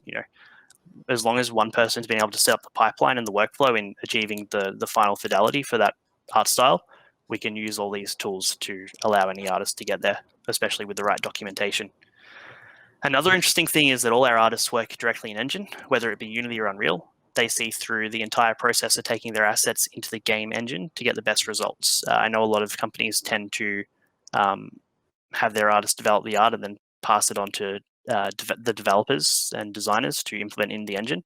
But we find that takes away from the artist being able to own what the end result of the game looks like visually, and it gives us a little bit more control over that fidelity. So that's been something we push on all our artists, and some people come in and they might be like, oh, why do I have to learn the engine? Or, find it a little bit daunting at first, but by the end of it, everyone learns to love it, which is fantastic. And it also helps them realize like how powerful it is to be able to work in the game engine itself. Ryan, as well I hate to do this to you, mate, but we do need to hurry up to move on to Chris. Oh, do we? All right. Thanks, Belle. Yeah, thank you. We can jump through this a bit. Let's jump on to the next part. So V-Ray, I want to touch on this real quick. Using V-Ray in games, we're able to do light bakes. So at first you might think, why do we use V-Ray in games? It's an offline renderer. What we actually do is we basically put our 3D environment into V-Ray. We do our lighting bakes in V-Ray itself. We output that into a texture map. We then bring that into the game engine with a custom shader, and then we apply that to the environment itself. Mainly do this in Unity because Unity's lighting setup is quite not as good for mobile, I would say, and this basically gives us more realistic results. And I've got another part on Age of Darkness, but we might skip over that. If we have more time later, we can play it, but I don't want to take up too much of Chris's time, so we might leave it there for now. Thank you, Chaos and Alwyn, for letting me have the opportunity to present this event. It's been great being able to give you guys a little bit of an insight, even though maybe I went into a little bit too much of an insight. No, it's good. We're rolling over from everything that we've done so far. It's not particularly you. I think it's really interesting stuff, especially about the growth of the company and how you've managed to launch on the stock exchange, and also the influence from Hollywood and social media people. But we do want to move on straight on to Chris Ebeling. Chris, I'm not going to introduce you. You can just jump on and start chatting away, I think. Thanks. Perfect. All right. Thanks, Ryan. Thanks, everybody else. I'm just going to share my screen successfully, I hope, and just talk over it. Share screen. Here we go. Let me know when you can see it, and I'll walk you all through it. Visible? Visible. Perfect. All right. My name is Chris Ebeling. I'm the co-founder and creative director of VHS Virtually Human Studio. And click. So a little bit about me. My background's in film, games, television. I've done a bit of everything. I helped found an academy with the University of Technology called the UTS Animalogic Academy, where we got students, like speaking to a lot of what these previous speakers have talked about. We were trying to train students into visualization and new emerging technologies, taking normal gaming skills and normal film skills, known processes, and how they translate to virtual reality, mixed reality, Magic Leap, you'll see down there as well. We had to play with that and develop some cool things with that. That's a much longer talk, so I'm not going to go into that. But yeah, we had some success with that academy, and here's some other projects that I've been fortunate to work on. Now I've gone off and we founded our own company called Virtually Human Studios. And with Virtually Human Studios, we've taken actually some of those learnings from teaching in emerging technologies and actually doing them ourselves. So me and 3 other co-founders founded a studio called Virtually Human, where we explore emerging technologies and how the future of entertainment can look with that. And our first project, or our first IP, is exploring blockchain gaming. So blockchain gaming is, you know, you might have heard of things like NFTs and of course cryptocurrency first, but NFTs, what they do is they actually give you real ownership of a digital asset. And in this case, we've created a product called Z.Run or Z.Run, which is a digital horse racing ecosystem where you can buy, breed, sell digital racehorses, which you actually own and obtain a real world value, and then can sell, or you can take out of the game on a third market and make some money. So it's a brave new world of digital asset ownership. I'll get more into that later. I'm going to skim through these. We'll get to the point with it. I know we're short on time. So excitable ownership, this is a concept. You know, you're going to have the blockchain in your hands. You're going to have your asset on your phone. You're going to be able to fling it up to a screen and see it race. This is the future vision, but actually it's the current vision. This was our future vision maybe a year ago. We're actually there now, which is really exciting. One thing we really want to do, and one thing I'm pioneering in this space, is the emotional connection. So not only just does the ownership of an NFT, a digital asset, create a stronger emotion, like imagine really owning your Fortnite character or your Fortnite skin or your Call of Duty skin or one of these cool characters from Ryan's games, really owning them and having them as an asset where you can actually take them out and they're yours. Right now with video games today, you're actually only renting them. When you buy skins in Fortnite, they still sit within the ecosystem. They are not yours. That is a rental. It's not true ownership. What NFTs allow is actually true ownership. What we want to do further to this is, and we have an augmented reality app, which I'll talk about briefly, is bring these assets to life in your world and also be able to visit them with VR and really bring that Tamagotchi experience along with a digital asset to really give our users, people who own these horses, a real world connection, merging the digital with the analog. And we want to try to blur the lines between the two. This is our AR app. It's only available on the Android store at the moment. Thank you, Apple. We are still talking with them about this. And but this is just a foundational app where you can actually bring your horses from your stable, walk them around your front yard, walk them on the beach. In the future, you'll be able to pat them, feed them, you know, have those enhanced emotional connections with them, and then prepare them for races and set them off. And they have real world value. Some of our horses are selling today for, there was actually a sale of a stable just yesterday for $1.7 million US. That's 20 horses, digital horses that sold between the stable and other owners. $1.7 million US. Future vision.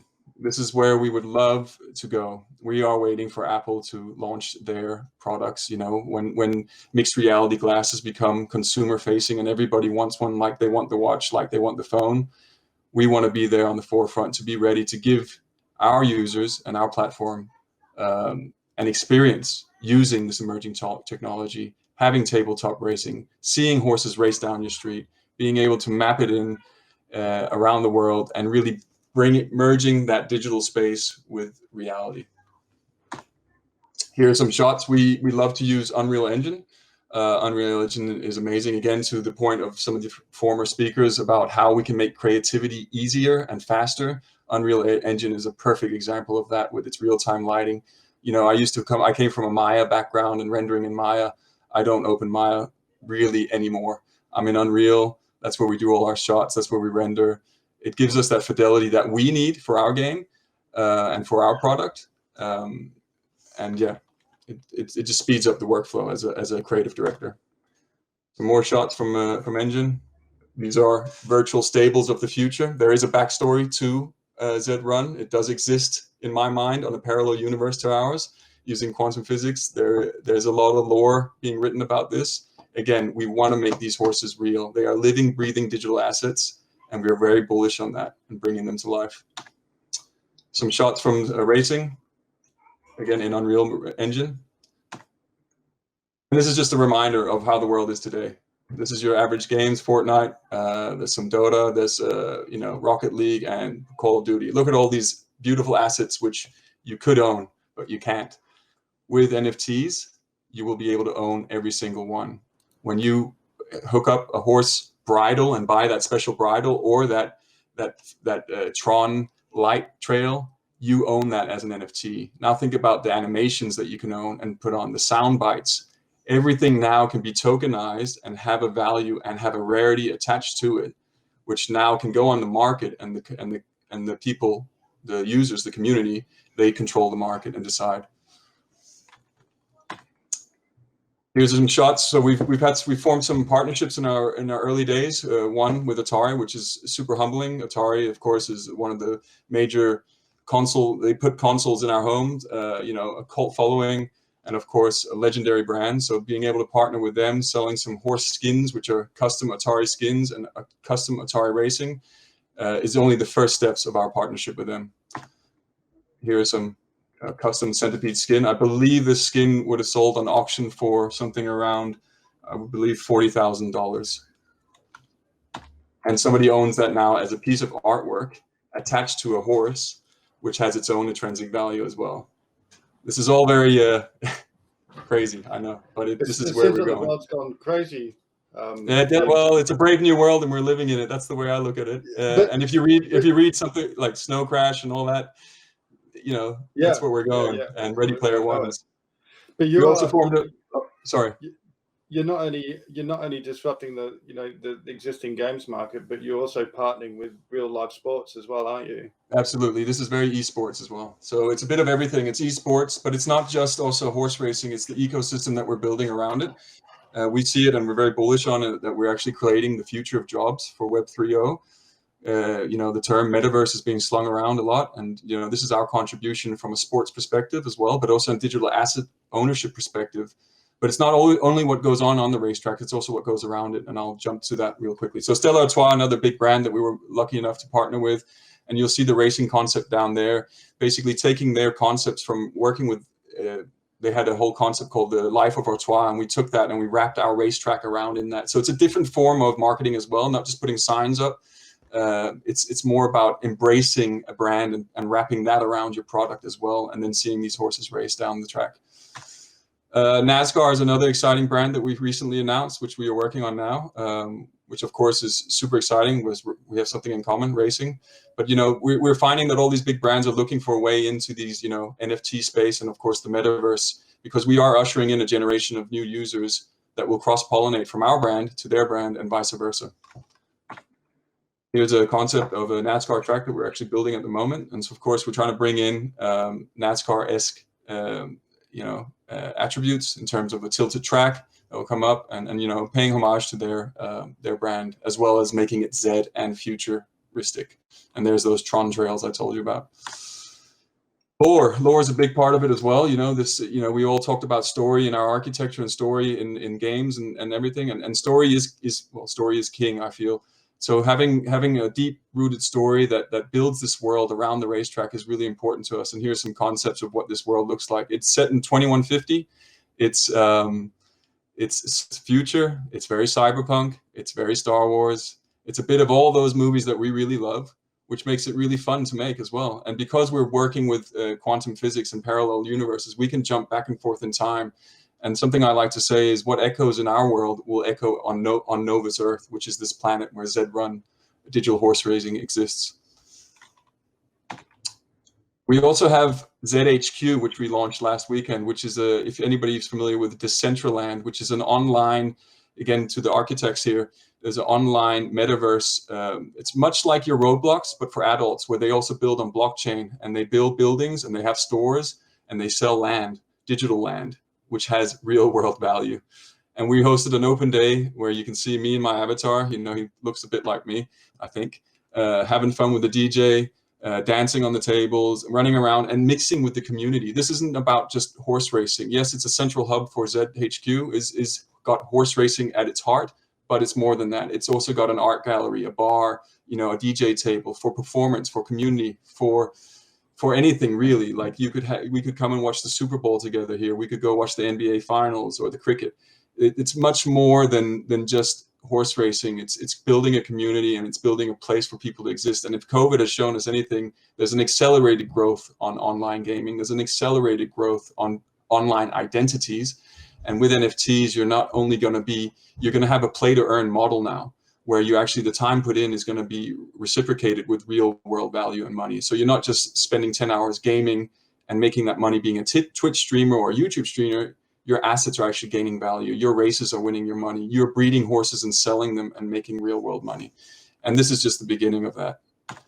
So we're going to have to wrap up now, Chris. Yeah, okay. This is pretty much it now. So all right, any last sentences? No, Teddy just said we've got 5 more minutes. We've got 5 more minutes. Right. All right, give me the 5 more minutes. I've sat here for 2 hours. I'm really keen to talk about what I'm doing. Take 2 Thank minutes you. and we'll ask Thank you, Josh. Thank you. Okay, so we had a real world event as well, Digital Derby, which was hosted by the community. Actually, this wasn't run by us. The community took it on their hands, put a Las Vegas event on, and did a real world digital derby. This was in New York last week, where people were, where there was a Zed meetup, and we had Zed on screen. So the dream, of course, is you're sitting at your table, you have your AR app, and you're preparing your horse at your table. You get it ready for a race. 2 minutes later, it's on the screen, and you're cheering it on. The banter, the community, the fun, that camaraderie, people from all walks of life coming together, and it actually has real world value. Do you want me to do a little demo? Can I do a little demo? Do we dare? All right. So clicking on Zed Run, ignore all my folders up there. This is what the home page looks like. So it's a Twitch stream. It's running. It runs much more smoothly on my screen probably than yours because of latency. I'll have my wallet. I have my stable of horses in here. I can jump in. It's called Pickles Racing. I've got all these horses. I've got a newborn here, which I could name. If you want, we could actually name it together today. If you guys want to come up with a name, we could name this horse. So he's been born. He's a Z43. He's a colt, so he'll need a male name. Do we have a name for him? What's the show called? We could call it the show name.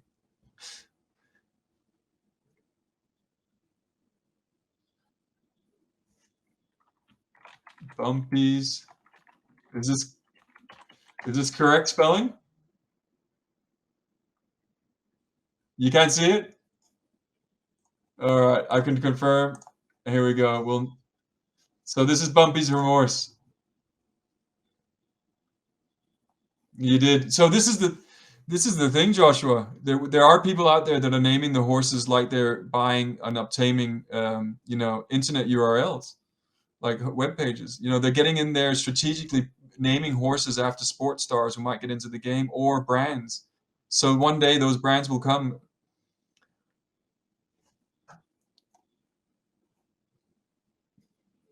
Yeah, no, not yet.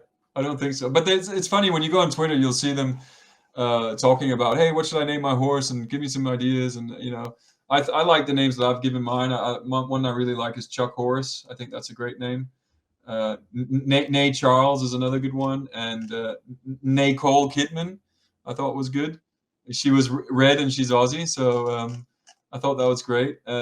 I'll show you here what's cool about this as well, like a 3D viewer, which is 3JS rendering as well. So if I click on the horse, it loads up and I can inspect my horse in 3D. I can see its stats. I can click on it.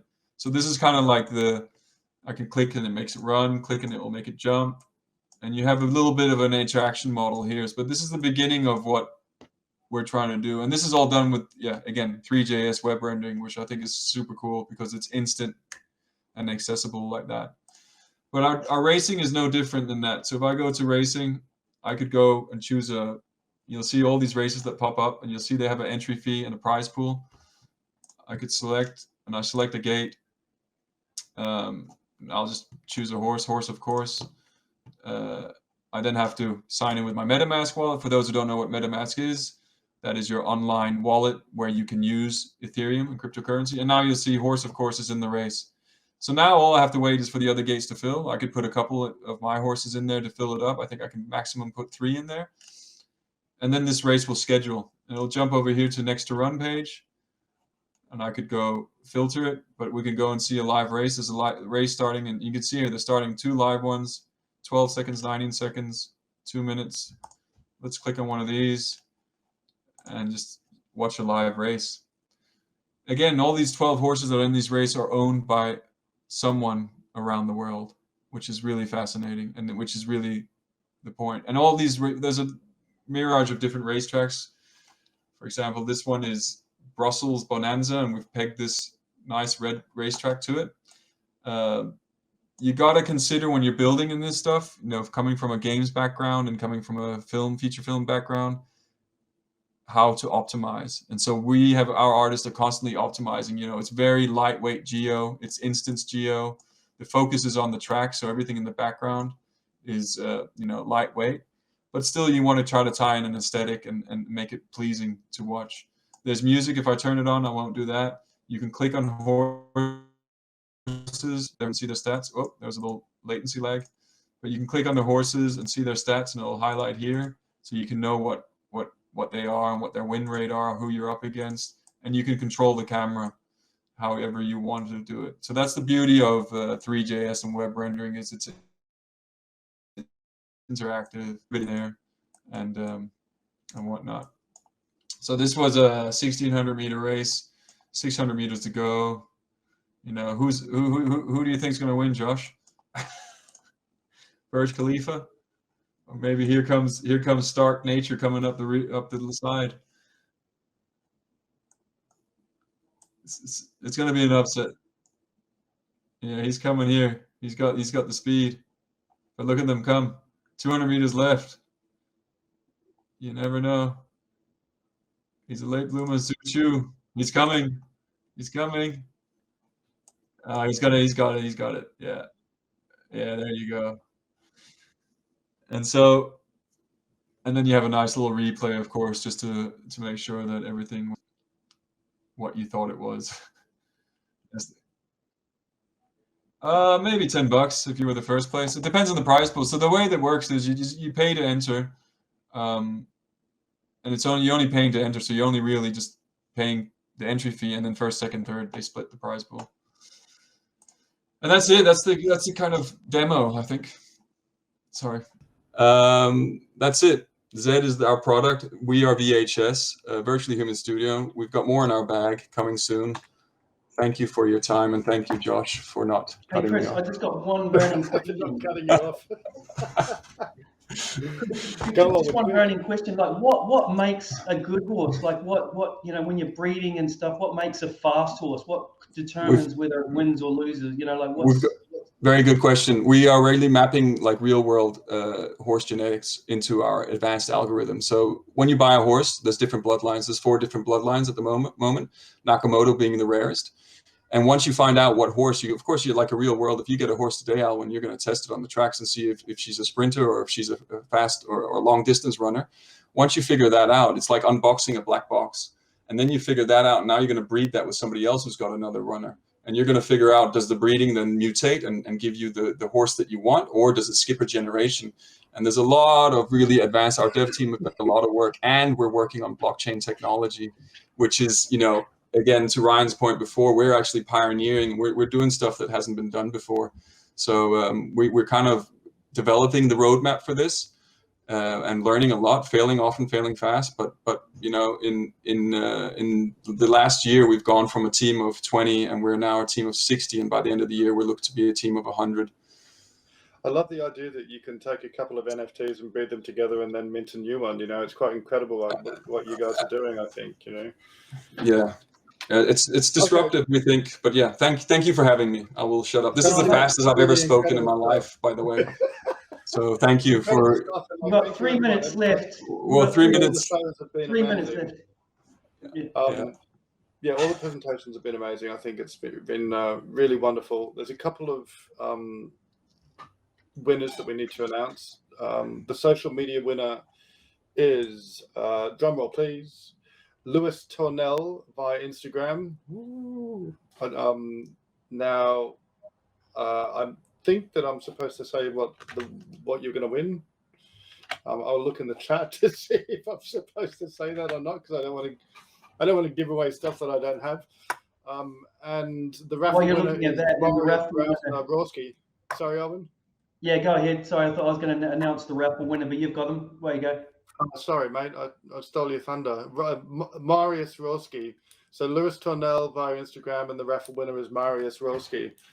And I think, yeah, I'm not going to say what the prices are in case I've got it wrong. But no, that's right. They can go to the website and check it out. But we should thank everybody for jumping on and taking the time to to prepare all their amazing presentations. All the guys from New Zealand, thanks for jumping on. Everyone had amazing stories, and just we can't thank you enough. And I'm sure the team from Chaos Group, would love to be able to thank you guys as well. So a big thanks. And a big thank you to everyone behind the scenes as well, who's been working in Sophia in the production suite, and everyone that's been involved in the whole event. And thank you, Alwyn, Alvin and the Chipmunks. Alvin, I know that's what Chris Nichols called me. He's like, Alan. He did. I was like, mate. Alvin. I'll remind you one day. It's okay. And we're now going to hand over to our friends in Bali. I think that's it. So thank you. Awesome. Thank you, guys. Thanks for having us, guys. Fantastic. Thank you. Loved all the presentations. See ya. Hi, Bali. See you, mate.